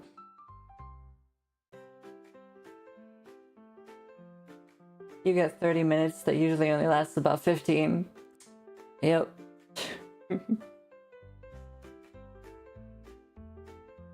2 hours is so much hours. It is. I grin, picking the cup up. I don't want it to accidentally spill over all these precious documents.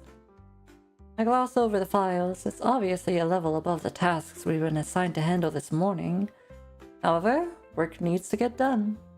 I split the documents into separate categories, putting each research and data on top and demand underneath. I need to process the research results before I can handle the rest. The challenge, but also the first official task I've received here at Huan. I grit my teeth and get it done. Don't trust the coffee. After a lot of hard work and effort, I finally finished part of the task. I hope the coffee's okay. It would be scary if it wasn't. I absent-mindedly reached for the coffee, only to find the cup empty. Is this the life of a corporate drone? I see 1 billion empty coffee cups and late nights in my future. Ow! Hi, hooligan. Welcome in. How are you? Let's see how many days this big effort to the work will last. We'll see. I hope you're having a good day, hooligan. Welcome in. 2 people suddenly enter the room as I mope about. The Executive Chi, the woman at my interview the other day, and the other woman is the older woman Megan and I saw in the cafeteria. Are you sure it's here? Don't disturb the...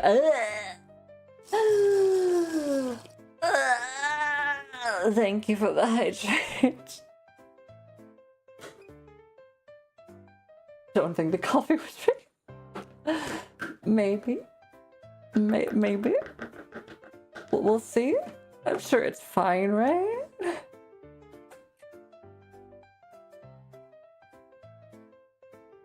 Oh shit, I just read that. Oh fuck, it was her coffee. Oh no. Ah.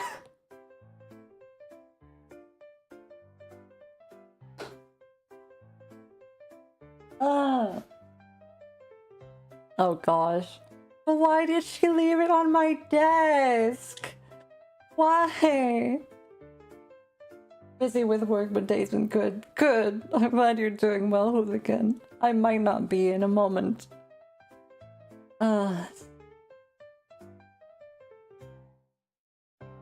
Wait.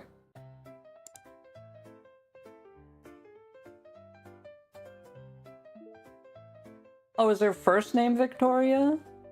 And then her last name is Chi? That's probably it, yeah. Okay. Yeah. Yes, but it's fine if I can't find it. I'll just buy 2 more cups. Then find it. After Executive Chief finishes speaking, the older woman glances left and right as if she's searching for something. What are they searching for? Just then, her eyes flicker over to me, and I meet her glance, clueless, uncertain. Huh?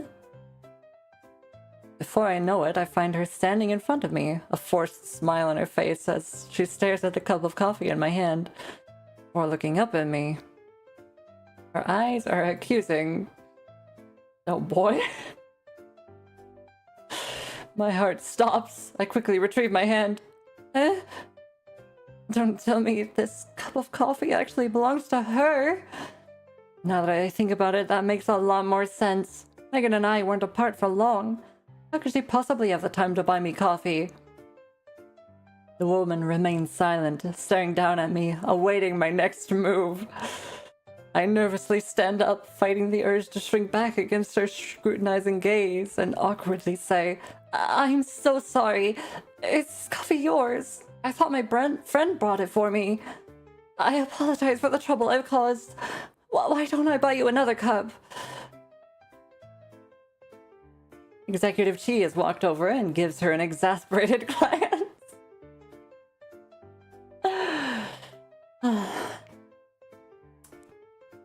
Oh. Are they related? Uh-oh. Just open your wallet, hand her a 20 and walk away. Hey, Chairwoman Rosalie Chi. How come you still haven't fixed this lousy habit of yours? Why do you keep putting things in random places? Chairwoman? Perhaps my reaction was too exaggerated. The women in front of me chuckle and reassuringly pat me on the shoulder. Or this woman does. Don't worry about it. I shouldn't have left it there. Think of it as an award for doing your job so well. I'm sorry, Chairwoman. I didn't mean to. My heart is filled with nothing but regret. I should have double-checked with Megan. Now I've finished a chairwoman's coffee on my first day at work. Who would possibly believe that story? It's okay. We're not mad at you. Relax. Even though Victoria's facial expression is normal, I can tell she's trying to comfort me. I appreciatively smile. Rosalie watches our interaction before suddenly interjecting. No, there should be... more? My heart skips a beat. I don't know what else of the chairwoman's belongings I've accidentally destroyed. I brought over some documents from the head office. I put it underneath the latte. Have you seen it? Are those the files? I gingerly point towards the spreadsheets I just finished on my computer screen. We accidentally did the work too. Oh boy. Rosalie's lighthearted gaze suddenly freezes. She walks around me and stares at the results I've compiled, squinting. Her serious expression sends goosebumps down my spine. Oh, yes, it's this. Did you finish it already? Sorry, I thought our department was responsible for it. I can't tell what she's thinking at all, so I awkwardly chime in. This was indeed meant for your department, but something unexpected has happened. Why don't you come with me for a second? Can I really refuse? I balance the pros and cons, deciding to face these terrible misunderstandings head on. Okay. You're starting to love this game? You should have been here during the barbecue scene. You would have loved that. Oh, you would have loved that. You're gonna have to watch the VOD when this is over. Well, I mean, it looks good that you know what you're doing. Yeah. Yeah. You get a full-time position on the first day of our internship. Yeah. Getting a promotion now. Let's go. Let's go. She starts walking before I can even answer. Victoria stands in the same spot, but follows the chairwoman after I agree. I trail behind them like a lost puppy. Oh my god.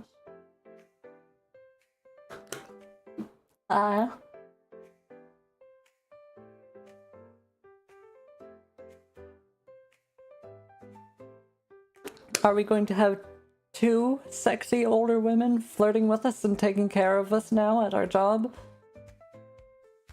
Oh boy. Oh boy. Was predicting can be any other thing. That's true. I only sense the sweat dripping down my forehead once we've reached the door to Victoria's office. My breath hitches. Even though Rosalie is smiling and reassuring me that everything is fine, her sharp eyes make me want to hide underneath a desk. Victoria gently shuts the door to the office. A soft click sounds like an anvil has dropped right onto my head. She silently stands next to Rosalie, their eyes chaining me to the floor. Oh well. It's a crime that this game doesn't have a harem in it. Yes. Yes, it is. This joint hearing makes me feel like I'm about to hand in my resignation. To be honest, I'm quite surprised. I didn't think you would sort through all those files. Are you one of our new interns? It's not about the coffee. I feel like a weight has been lifted off my chest. Yes. She smiles, her fingers tapping the desk in front of her. Would you be open to relocating to another department for your internship? Let's stop here. Don't scare her. Victoria's tone is harsh, but Rosalie doesn't seem to care. She stares straight at me, waiting for a response. I don't have any real reason to refuse, right? Aside of, like, being separated from Megan, but... and potentially having more work. But really, there's no reason to refuse, is there? I think I'll say yeah. I'll think about it. Megan will be fine, right? Tombstone will take care of her, right? Yeah. I'll think about it. At the end of the day, Rosalie is the chairwoman. An internship with her would be much better than an internship at Huanyu. But Huanyu has been my dream this entire time. This internship aligns exactly with the job I'd like in my future. I couldn't possibly decide on the spot. Thank you for the offer, Chairwoman. This is an incredibly important matter to me, so I must discuss it with my family first. What's there to discuss? We offer much better resources than Huanyu. There's no need to hesitate. Pack up your belongings and follow me. Wait, is it a different company? Oh, that means we're going to be separated from Victoria then. I guess. I'm taken aback. I didn't expect Rosalie to be so straightforward. No. She signed a contract with us. Any transfers require my approval. Those words were meant for Rosalie, but she turns to stare at me instead, her eyes hinting something. Oh god. The chairwoman has recognized your talent and would like you to work for the Chi Group. The Chi Group is a more complicated working environment than Huanyu. You must decide carefully. I immediately understand what she means. The Chi Group is an integral part of Ocean City. They've been operating for 50 years, managing tons of different companies. Their internal dynamics must be complicated. Victoria and Rosalie are both members of the Chi family, but Victoria chose to establish her own company. There must have been some struggle for power in the Chi Group, or some dispute over benefits. I have virtually zero connections. The only reason I got this interview was because of an internal recommendation from Juji. Hastily transferring departments may not be beneficial to my career. While I'm deep in thought, Rosalie chuckles at Victoria. Management is simply management. We can follow the proper procedures, but at the end of the day, it's up to the employee. Wouldn't you agree? I can tell Rosalie has zero good intentions, yet I don't dare show that on my face. My refusal can be ambiguous. I will carefully consider your offer. Thank you, Chairwoman. Victoria places her hand on my shoulder as if lending me some strength and glares at Rosalie. Yeah, I think this woman, yeah. Benefits. Ask about the benefits. Right here. I think the benefits are right here. But yeah, that is important. I think that there are also some very good benefits at my current position, so... And I'm also thinking that, that these benefits are more in my own interests than these ones, probably.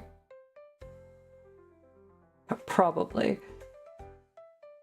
You're getting not just a promotion, it's a gigs promotion and 2 sexy older women. It's better than being just an intern. Like, Rosalie wants me because she just wants someone who's good at her job, and I showed some decent skill at doing her own work for her. And so... But... Victoria seems to care about me a bit more as a person. You know? The left benefit looks a little better. A little bit, yeah. Yeah. So, Rosalie is still smiling, silently meeting Victoria's gaze. Finally, her shoulders slump and she admits defeat. Alright, I can tell she means a lot to you. She can stay. Okay. Cookie, you can get back to work. Wait.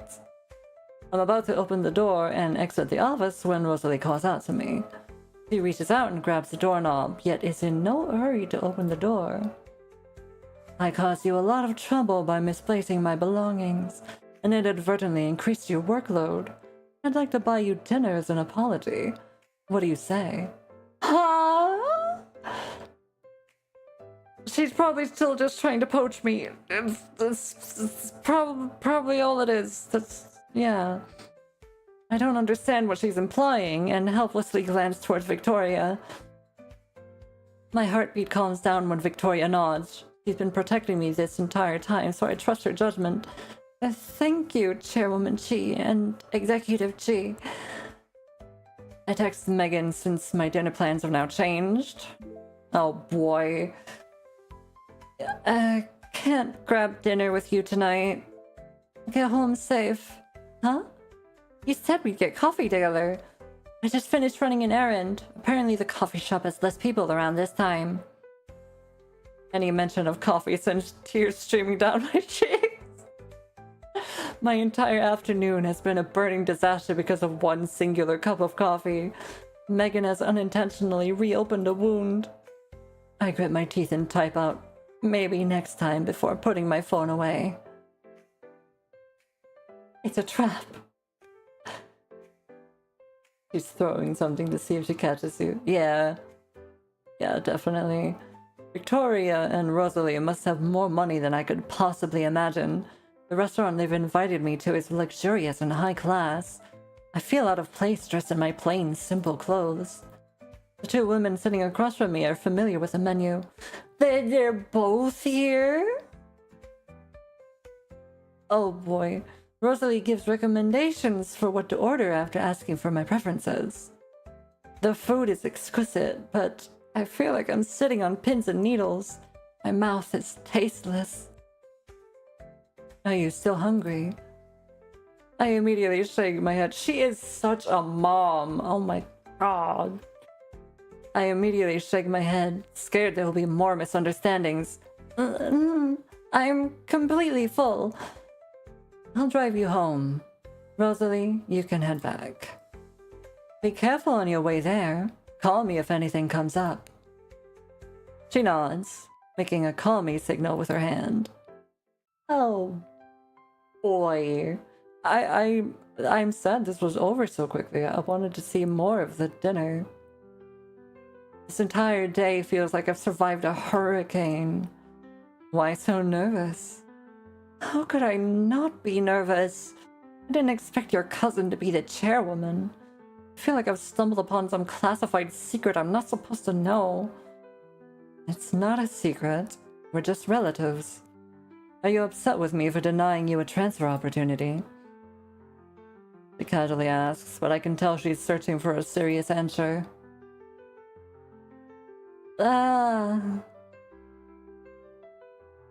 Oh boy. Offer her coffee and it's 1K. Oh, hello, you dirty girl. Welcome in. How are you? Hope you're having a good day. You're a fascinated woman with an offering of cheese.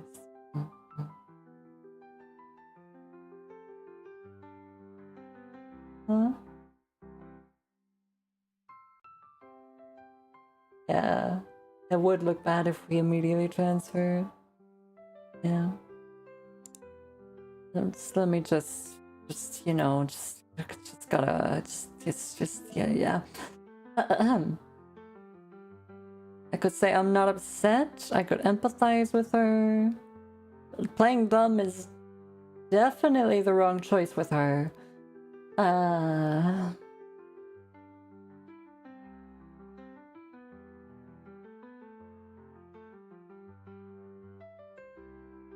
could empathize with her. Let's try that. Yeah, okay. No, I understand. You must have had your own reasons and made the decision that was best for both me and the company. She nods her head. You're reasonable, knowledgeable, and capable. You'll be promoted provided you continue working hard. Thanks for the compliment. Cookie, I'm uncomfortable letting you work under the Chi group.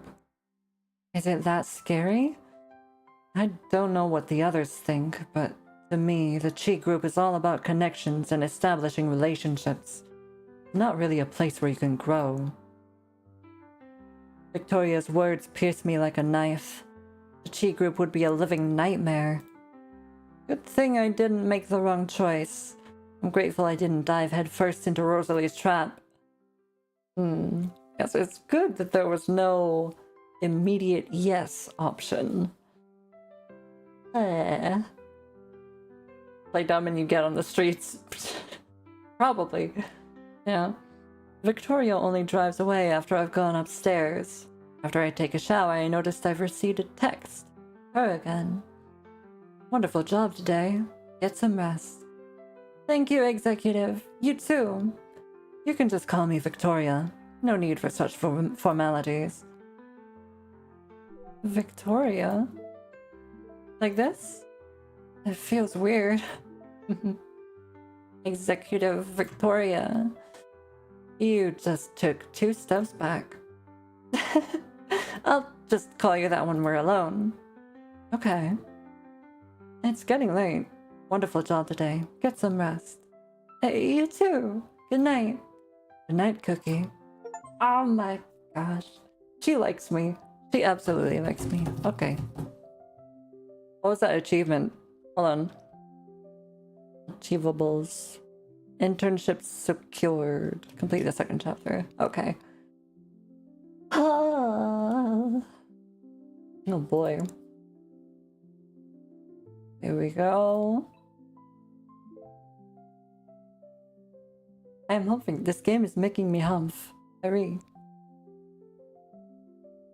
Now why is there an option to skip the month anyway?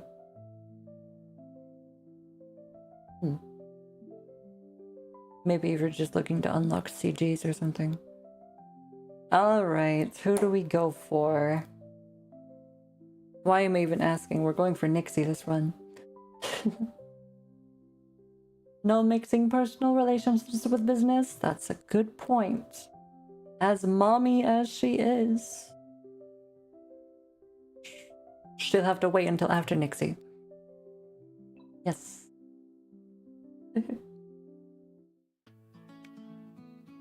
Alright. I have some free time this weekend, so I head downstairs to the supermarket and fulfill my promise to Nixie by picking up her package along the way. I return from the post office with a large box in my arms. I knock on the door.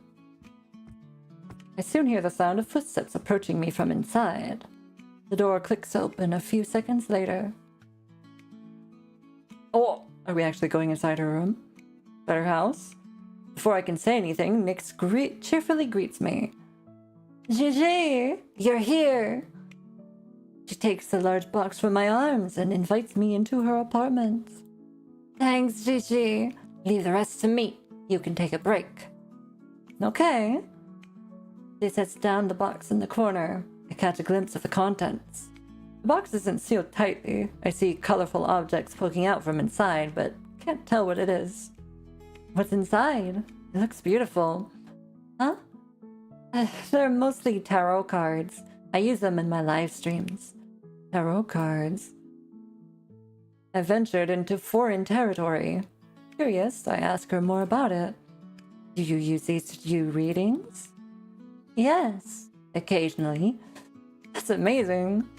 It's not a big deal. Nixie, noticing my curious eyes, moves the box onto the table and opens it in front of me. Bracelet. She rummages through various decks of tarot cards before pulling out a rectangular box. Inside, emerald green beads lay on top of a silky velvet cushion. This bracelet is for you, Gigi. I hope it can bring you luck. I wanted to thank you for helping me out with everything. The bracelet is made from jade beads, each lustrous like the moonlit dew. It emits a soft, gentle light. The pure silver clasp has an elaborate and unique design, contrasting with the emerald green like stars in the night sky. Refuse? I'm not here to refuse gifts from Nixie. The fuck do you mean? Thank her. It's beautiful. Thank you so much for the present, Nixie. You don't have to be so polite. I'll help you put it on. She holds the bracelet with gentle hands and carefully fastens it around my neck. Wrist! Not neck. There's a small pendant hanging in the center. Its color rich and intense. The jade beads are cool to the touch. Feels nice against my skin. What's a red flag? What? Tarot? The bracelet? What do you mean? These are all green flags to me. It's a good thing they auto pick it up rather than making you remember to go buy. Oh. Automatically get the package? Yeah, that's good.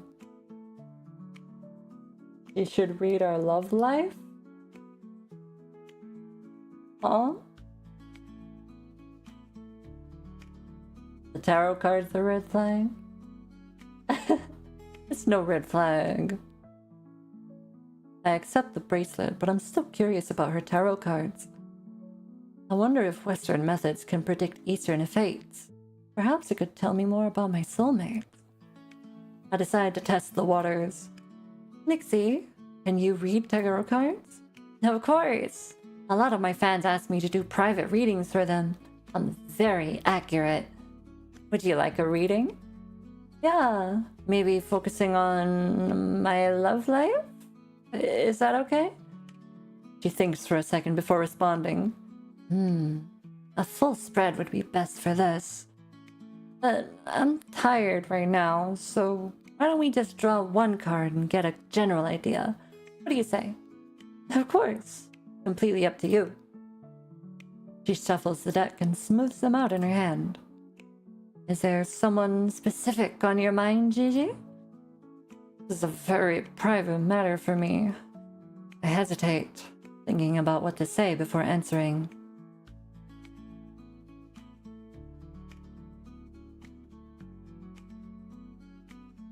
A classmate's older sister, a co-worker, Gigi at my school. No. I guess we should say no. Since, it's obvious who these three are. I should say no. No. Gigi, why don't I do a reading for the two of us? Huh? For the two of us? Yeah, maybe we're meant to be together. You're still my fiancé after all. Fiancé? I'm completely lost. Her expression darkens. I can tell by her tone that she's frustrated. You don't remember? I remember. I saw that CG where she slipped the little ring on your finger. Boy. Her expression darkens. I can tell by her tone that she's frustrated. You didn't know this? Your parents should have mentioned this, right? Before I was even born, our families arranged a marriage between the two of us. But they ended up not following through. Probably because we're both girls. Are you gonna be infused? Okay. I'm engaged. Again? I'm engaged again? Focusing on love life isn't a good thing, bro. Red flag for Cookie. I mean, we do have that thing where supposedly if we don't find our soulmate, we die. So I can understand being a little focused on it at the moment. That certainly explains why she was so forward. She already won. True. Her words seemed to trigger some sort of memory buried years in the past. My mom did tell me about this. Our families used to be quite close with one another. When I was 2 years old, Nick's mom was pregnant with her. Our families decided to arrange a marriage between the two of us. However, as the years passed, we all slowly forgot about the arrangement. It ended up being treated as a joke, and eventually we all erased it from our memories. Later on, our family moved out of the city and we lost contact with Nyx's family. The arranged marriage was just something in the past. I still think of Nixie as a sweet, innocent childhood friend. I've never thought about her in any other way. Didn't you say you were tired? Why don't you take a break? Before I can finish my sentence, Nyx draws out a card and shrieks excitedly. Oh my gosh! This is an incredible card, JJ! Are you sure you don't want to see this? Her words pique my curiosity. I can't help but ask. Really? Strength. Upright. This card means that we'll have a healthy relationship. We'll support and encourage each other to be our best selves and overcome challenges together. This is a really good card. Nyx enthusiastically exclaims. Her flirtatious winks at me towards the end. Oh boy. Her explanation sounds so convincing, I almost believe it. There are so many cards in a deck. To interpret them accurately, Nyx has to remember the meanings of each card and understand what they mean in different contexts. I don't fully believe in tarot reading, but I can sense Nixie has put a lot of effort into this. I avoid her verdict and praise her. Nixie, you're incredible. Can you do readings for everything? I'm a genius with this stuff. You can hit me up anytime there's something you'd like to know. Oh, and that's that. Okay. Yeah. Text Nyx. GG! I saw a puppy on my way home. The puppy's leg is hurt. Did it get scratched? Yeah, maybe by a branch or a piece of broken glass. That's awful. Why don't you bring it back here so we can dress the wound? Don't worry, I already dropped it off at the vet. Aww. Such a sweetie. Alright. Next day, save. Oop. Just a second. Okay. Bibbidi boobidi. And we're ending the month again. I guess we operate in months in this game, and that's just how it is.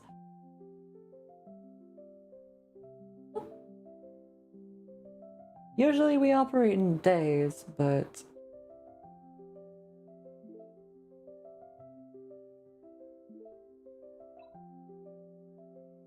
oh well. Uh-oh, is she sick? Nixie, I'm here. I whisper, but Nyx doesn't respond. She lays quietly on the hospital bed. Why is she dying? This is unfair. Her eyes shut as if she's in a deep slumber. I place the items I just bought on the bedside table.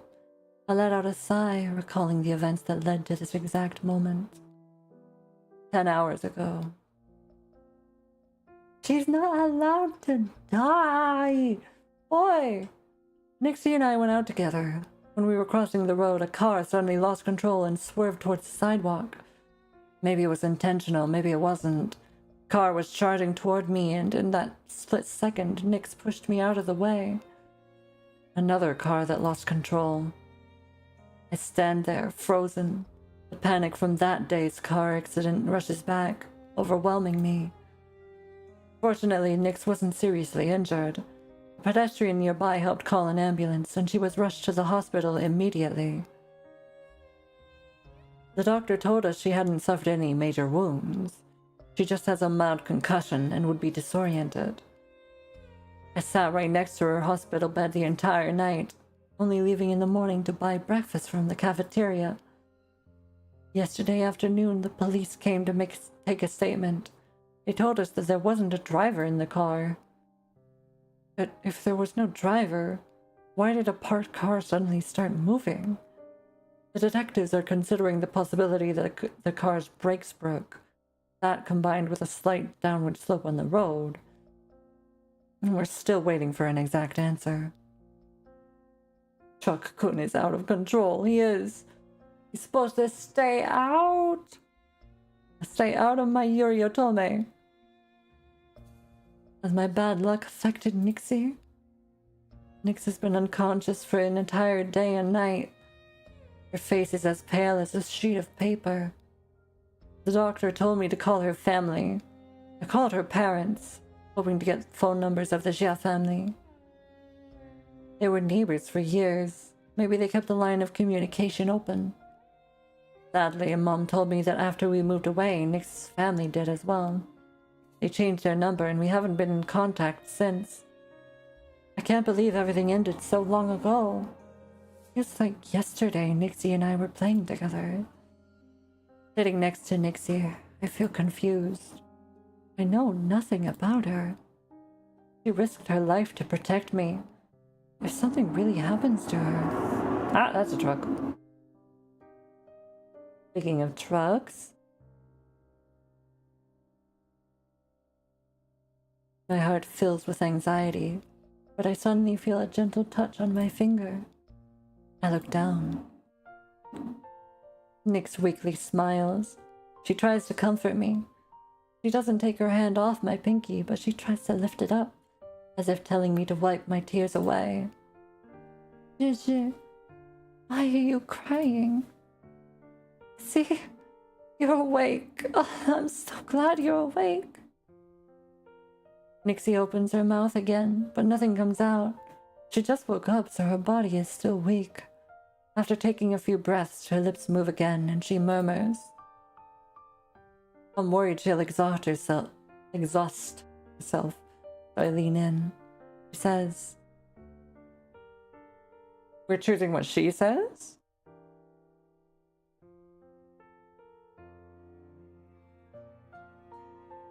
She's probably hungry. Why don't we feed her? Feed her. Gigi, I'm hungry. She's been unconscious for an entire day and night. Of course she's hungry. I hurriedly pull out the thermal container. The nurse previously told me patients should only eat stuff like soup or porridge after waking up. When I was downstairs at the cafeteria, I bought 2 servings of soup and porridge in case she woke up hungry. After I open the lids, the sweet aroma fills the room. Hey!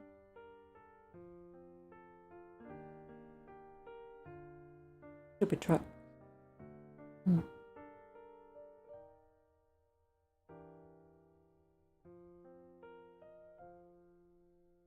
Harry. Nix struggles to lift her hand, but instead of reaching for the container, she for some reason reaches toward me. I'm about to lean in when suddenly her fingers brush against my forehead like a soft feather. A smile lights up her face, a pure, childlike smile, as though she's a child that just got rewarded for her favorite candy. Did she? Over the next few days, I alternate my time between home, school, and the hospital. Nix recovers quickly. She's already up and about, not long after waking up. She's in much better condition than I expected. She proudly tells me that she's an athlete, so her body's in tip-top shape. She even brags about the accident. Thanks to my fast reflexes, I flew in front of that car and successfully pushed you out of the way. There isn't a trace of fear in her voice at all. I sigh. That was dangerous. How could you disregard your own safety? A few minor injuries here and there are worth it if it means you're safe, Gigi.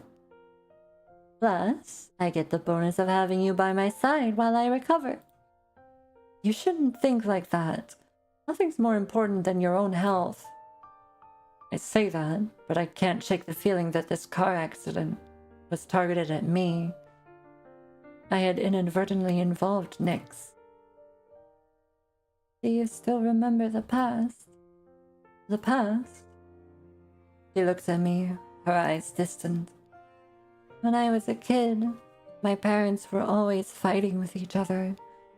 They'd ignore me, so I'd hide outside and cry. After you found out about this, you'd buy me snacks and take me out to play. One time, our kite got stuck up in a tree. You climbed up to get it and almost... Okay. Enough. I was a mischievous kid, getting into all sorts of dangerous activities. I guess you could say I was fearless. I'm surprised she still remembers this.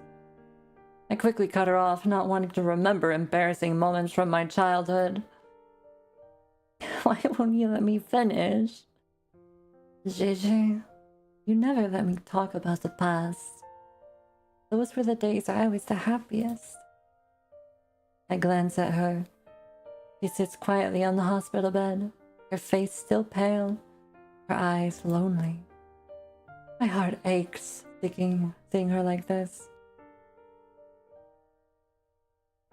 Stroke her hair or comfort her?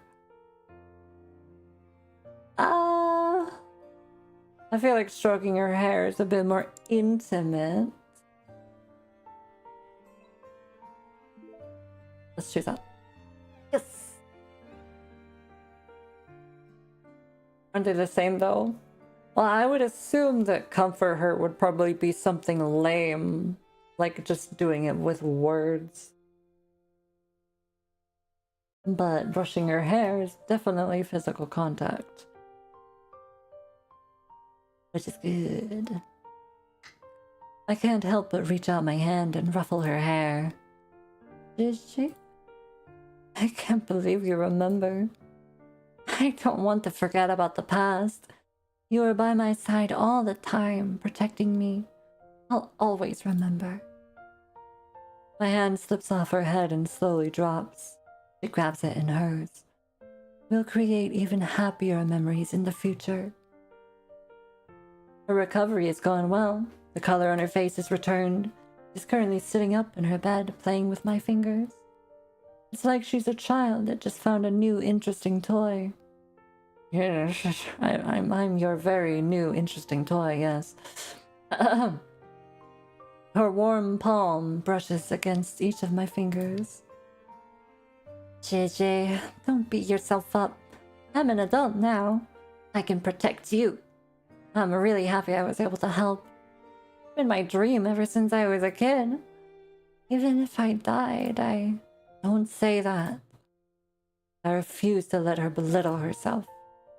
We were always busy, so we rarely saw each other, even though we're neighbors. But now, after getting hurt, I see you every single day. Isn't that great? The usual playful smile is returned, but my heart is still heavy. I don't mind getting hurt even more. Stop saying that. Cut her off again, my tone firm. Okay, I'm just kidding. I won't say it again. Pinky, promise you'll take good care of yourself too, Gigi. Yes. I'm not sure if she's serious. I sigh, but still interlock my pinky with hers. Cross my heart and hope to die. That's another agreement we've made. This will be our little secret. Bipolar Barbie, thank you for the follow. Welcome in. Hope you're having a good day. Text that girl. Do it. Have you heard? Our elementary school is getting renovated. Elementary school? That was ages ago. That place must be falling apart by now. Yeah. Now that you mention it, I've rarely been back to our old hometown after starting college. Are you feeling nostalgic? Just a bit emotional. You used to chase after me, and you tripped a lot. Then I'd help you up, and a few steps later, you'd trip over a rock. That was long ago. You secretly cried at school because you failed a test once. And you found out the teacher accidentally gave you the wrong person's test paper. Good thing you were there to help me ask for my actual test paper. Yep, without me, your mom would have definitely docked your allowance, right? Hey, why don't we head back sometime and visit? What do you say? We'll see. Don't you want to go back? Not really, to be honest. Running into you again in Ocean City makes me very happy already. Nixie.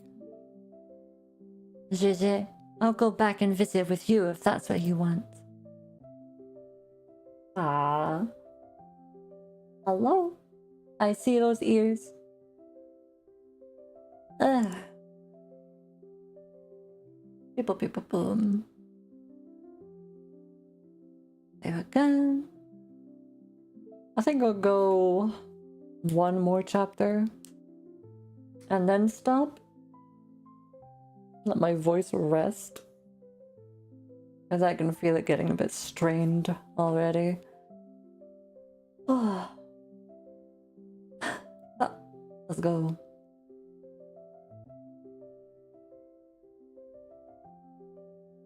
Ba-ba-ba. December now. Alright. We're gonna have a Christmas date? Maybe? Oh, back in the hospital. When I step into the hospital room, a faint, delicate fragrance swims through the air, sending waves of joy into my heart. It was the smell of the blossoming oriental lilies I bought for Nixie a few days ago. I'd carefully picked them out. They've now fully bloomed and shrouding the room in a wonderful scent. Gigi, you're here! Is it cold outside? The temperature's been dropping. You need to stay warm. It was a little chilly outside. Don't worry, I've got extra layers on. I was worried you might get cold, so I brought you a jacket. Thanks, Gigi. Nyx gleefully takes the coat from my hands, but her eyes have already drifted to the bag I'm holding. She reminds me of a greedy little cat. Can't help but dangle the bag in front of her eyes, teasing. Guess what I cooked for you today?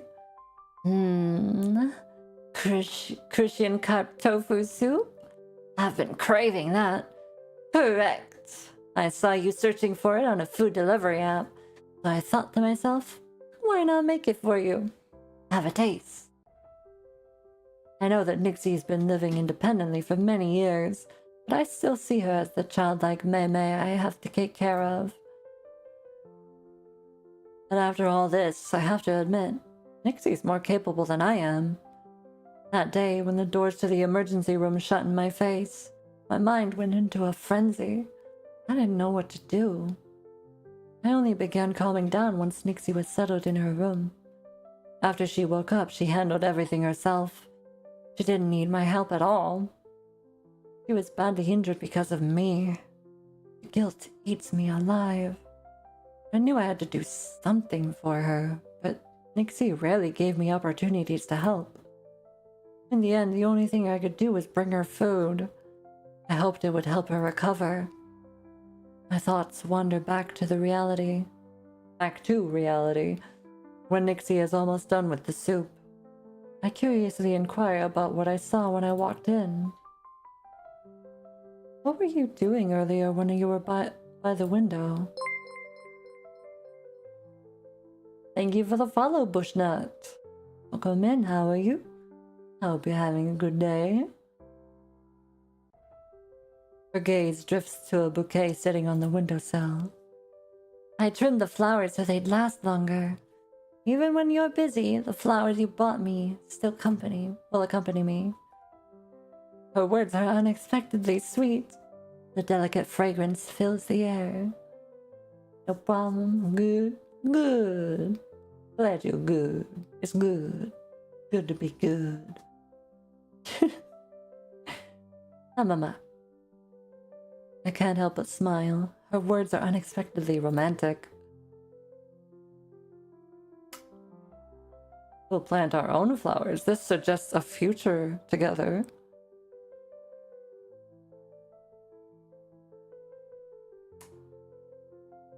Like deep, far off future where we're still together, like married and shit. I think that's the good one. What? That's not the good one. That's not the good one. That's not the good one. Hold on. Hold on. I'll buy you more flowers. Okay. is that not the good one? What do you mean? Right? 2 sounds better, doesn't it? It's like suggesting that we'll have a few, that we'll be like married and be planting.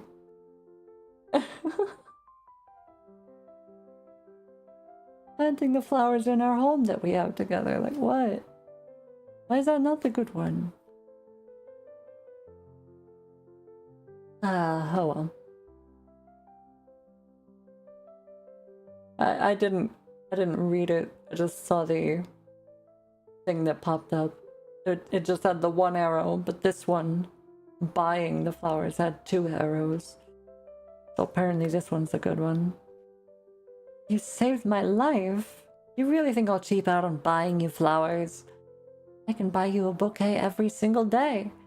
I'll buy so many bouquets that the florist rushes to greet me at the door and lays out all the flowers for me to pick. How does that sound? Well, what if she asks who you're buying flowers for? How would you respond? I blink, purposefully teasing her. I'm rewarded with her eager, expectant face. What do you want me to say? Nyx playfully pouts, glaring at me.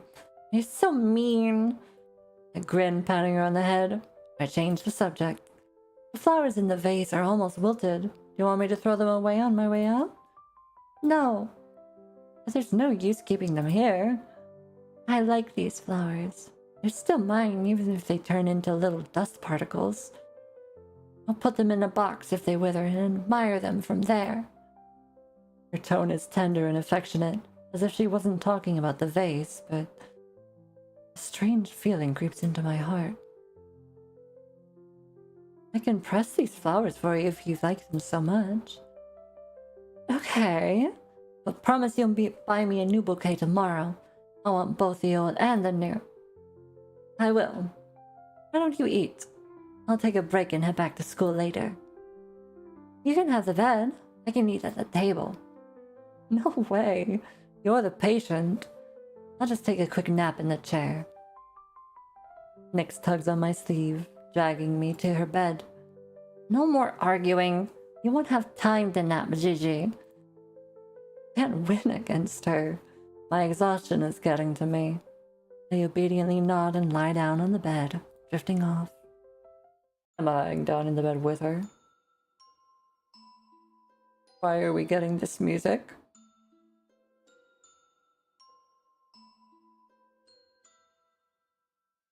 Ah. That makes sense. Does it? When I wake up, Nyx is sitting next to the bed. Her eyes, clear as amber, softly reflect my face. Has she been sitting here the entire time?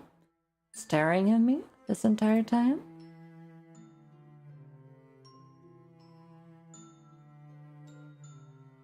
She's slightly obsessive. Maybe it's because I just woken up, but my body feels completely weak. Opening my eyes to see her sent my heart into a crazed frenzy. It almost hurts. Those eyes. Those eyes. I struggle to shut mine, wanting to escape her gaze. The uncomfortable thought I've been trying to push down rises to the surface.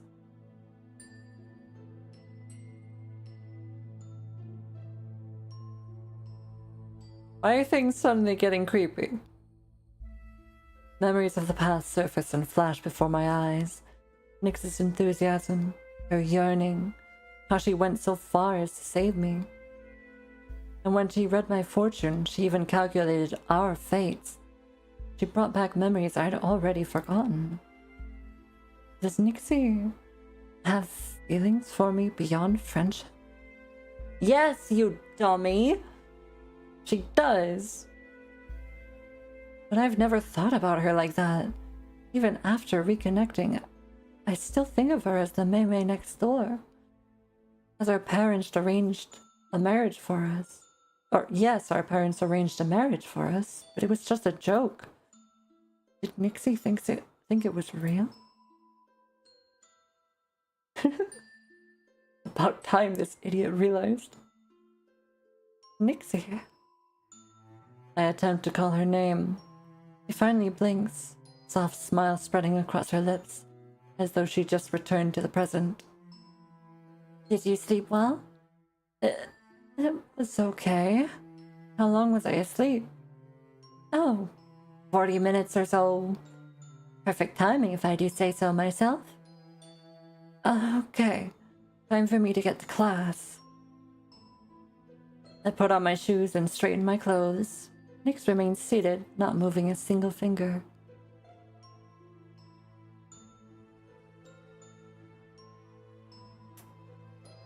I must stay.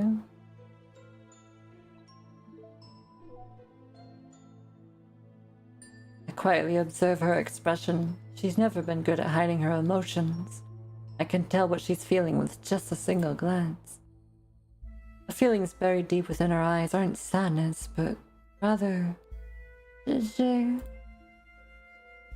was just imagining things. Nixie hurt herself in order to save me. My heart softens. I bend down, meet her eyes, and ask, "You don't want me to go?"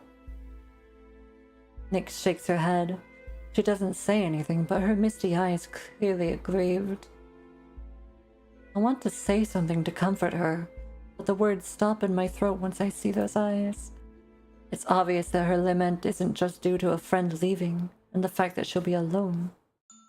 There's another feeling she's suppressing. Her deepest desire.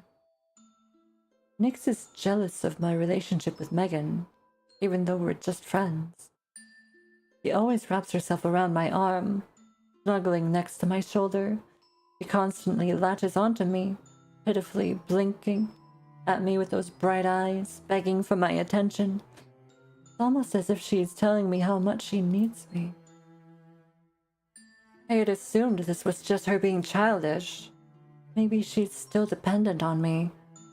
But after these past few days, watching her sort out her life so maturely, I realize I can no longer lie to myself.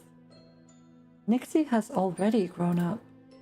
Those childish behaviors towards me are just remnants of her emotions. The sound of my heartbeat surges, rushing through my chest and overtaking my entire body. I suspect Nix can hear it too. Otherwise, why did she suddenly pull away? Why are her eyes so interested? You don't want to leave? Then stay with me, okay? Don't go to class. I'll be better soon. For now, stay by my side. Her words are earnest, but I still turn around and leave. I was pushed into a corner, hard-pressed, shoved. I chose to flee. I didn't even say goodbye. Ah! Stop running from your feelings! Ah! I'm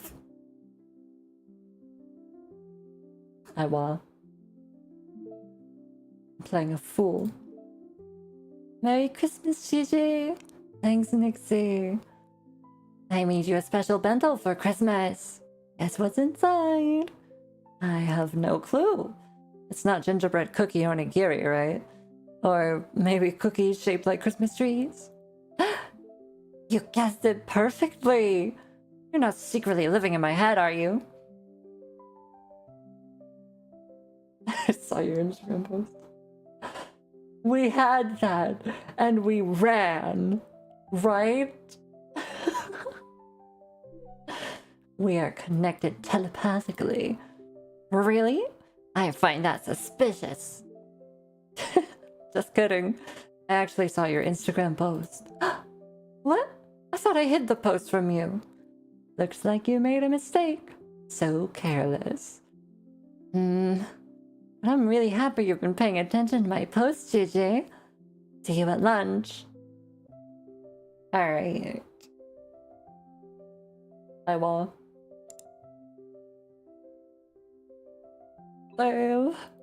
Alright. We ran. Oh my goodness. I am humping. I am humping. Okay, yeah. The music in that scene gave me the wrong impression. It's like, for me, that music kind of feels like yandere music. Like obsessive stalker music.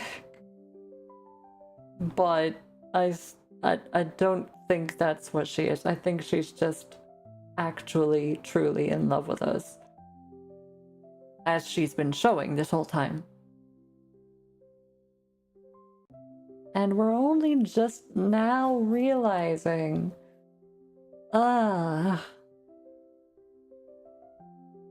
Irie. And now we have to figure out how we really feel towards her. I mean, us, we, the players, we know how we feel. Of course. And we're gonna get our ending. Alright. But that will have to wait. My throat is screaming at me a little bit. So, I'm end things now. Ba-da-ba. Oh, I hope you all had a nice time in my stream, enjoying the story with me.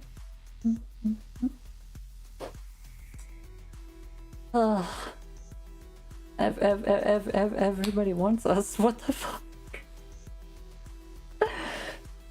Oh, that scene at the cafe. Holy crap, that was so humping. Everybody fawning over us. That I hope.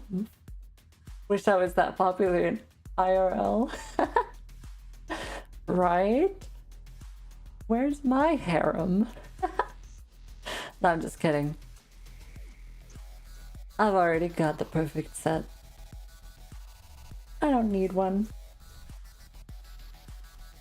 Thank you for streaming. Have a good night. Thank you. You too. Let's see. Don't want an IRL harem though. Too much drama. True, yeah. I understand and I agree. Harem is too much work. Trying to fucking delicately balance everyone's relationships. Oh god, please no. But anyway, I'm going to raid someone today. I think, if we can find somebody good to raid.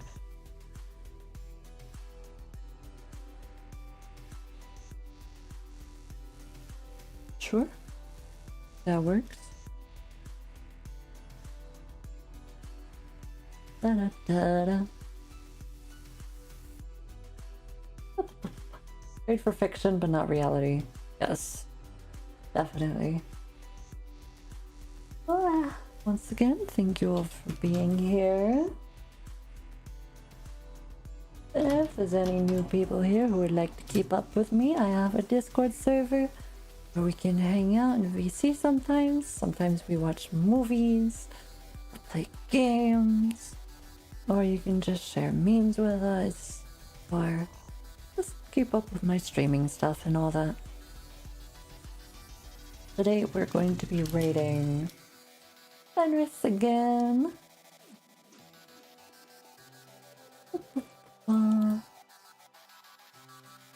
Please send all the love their way.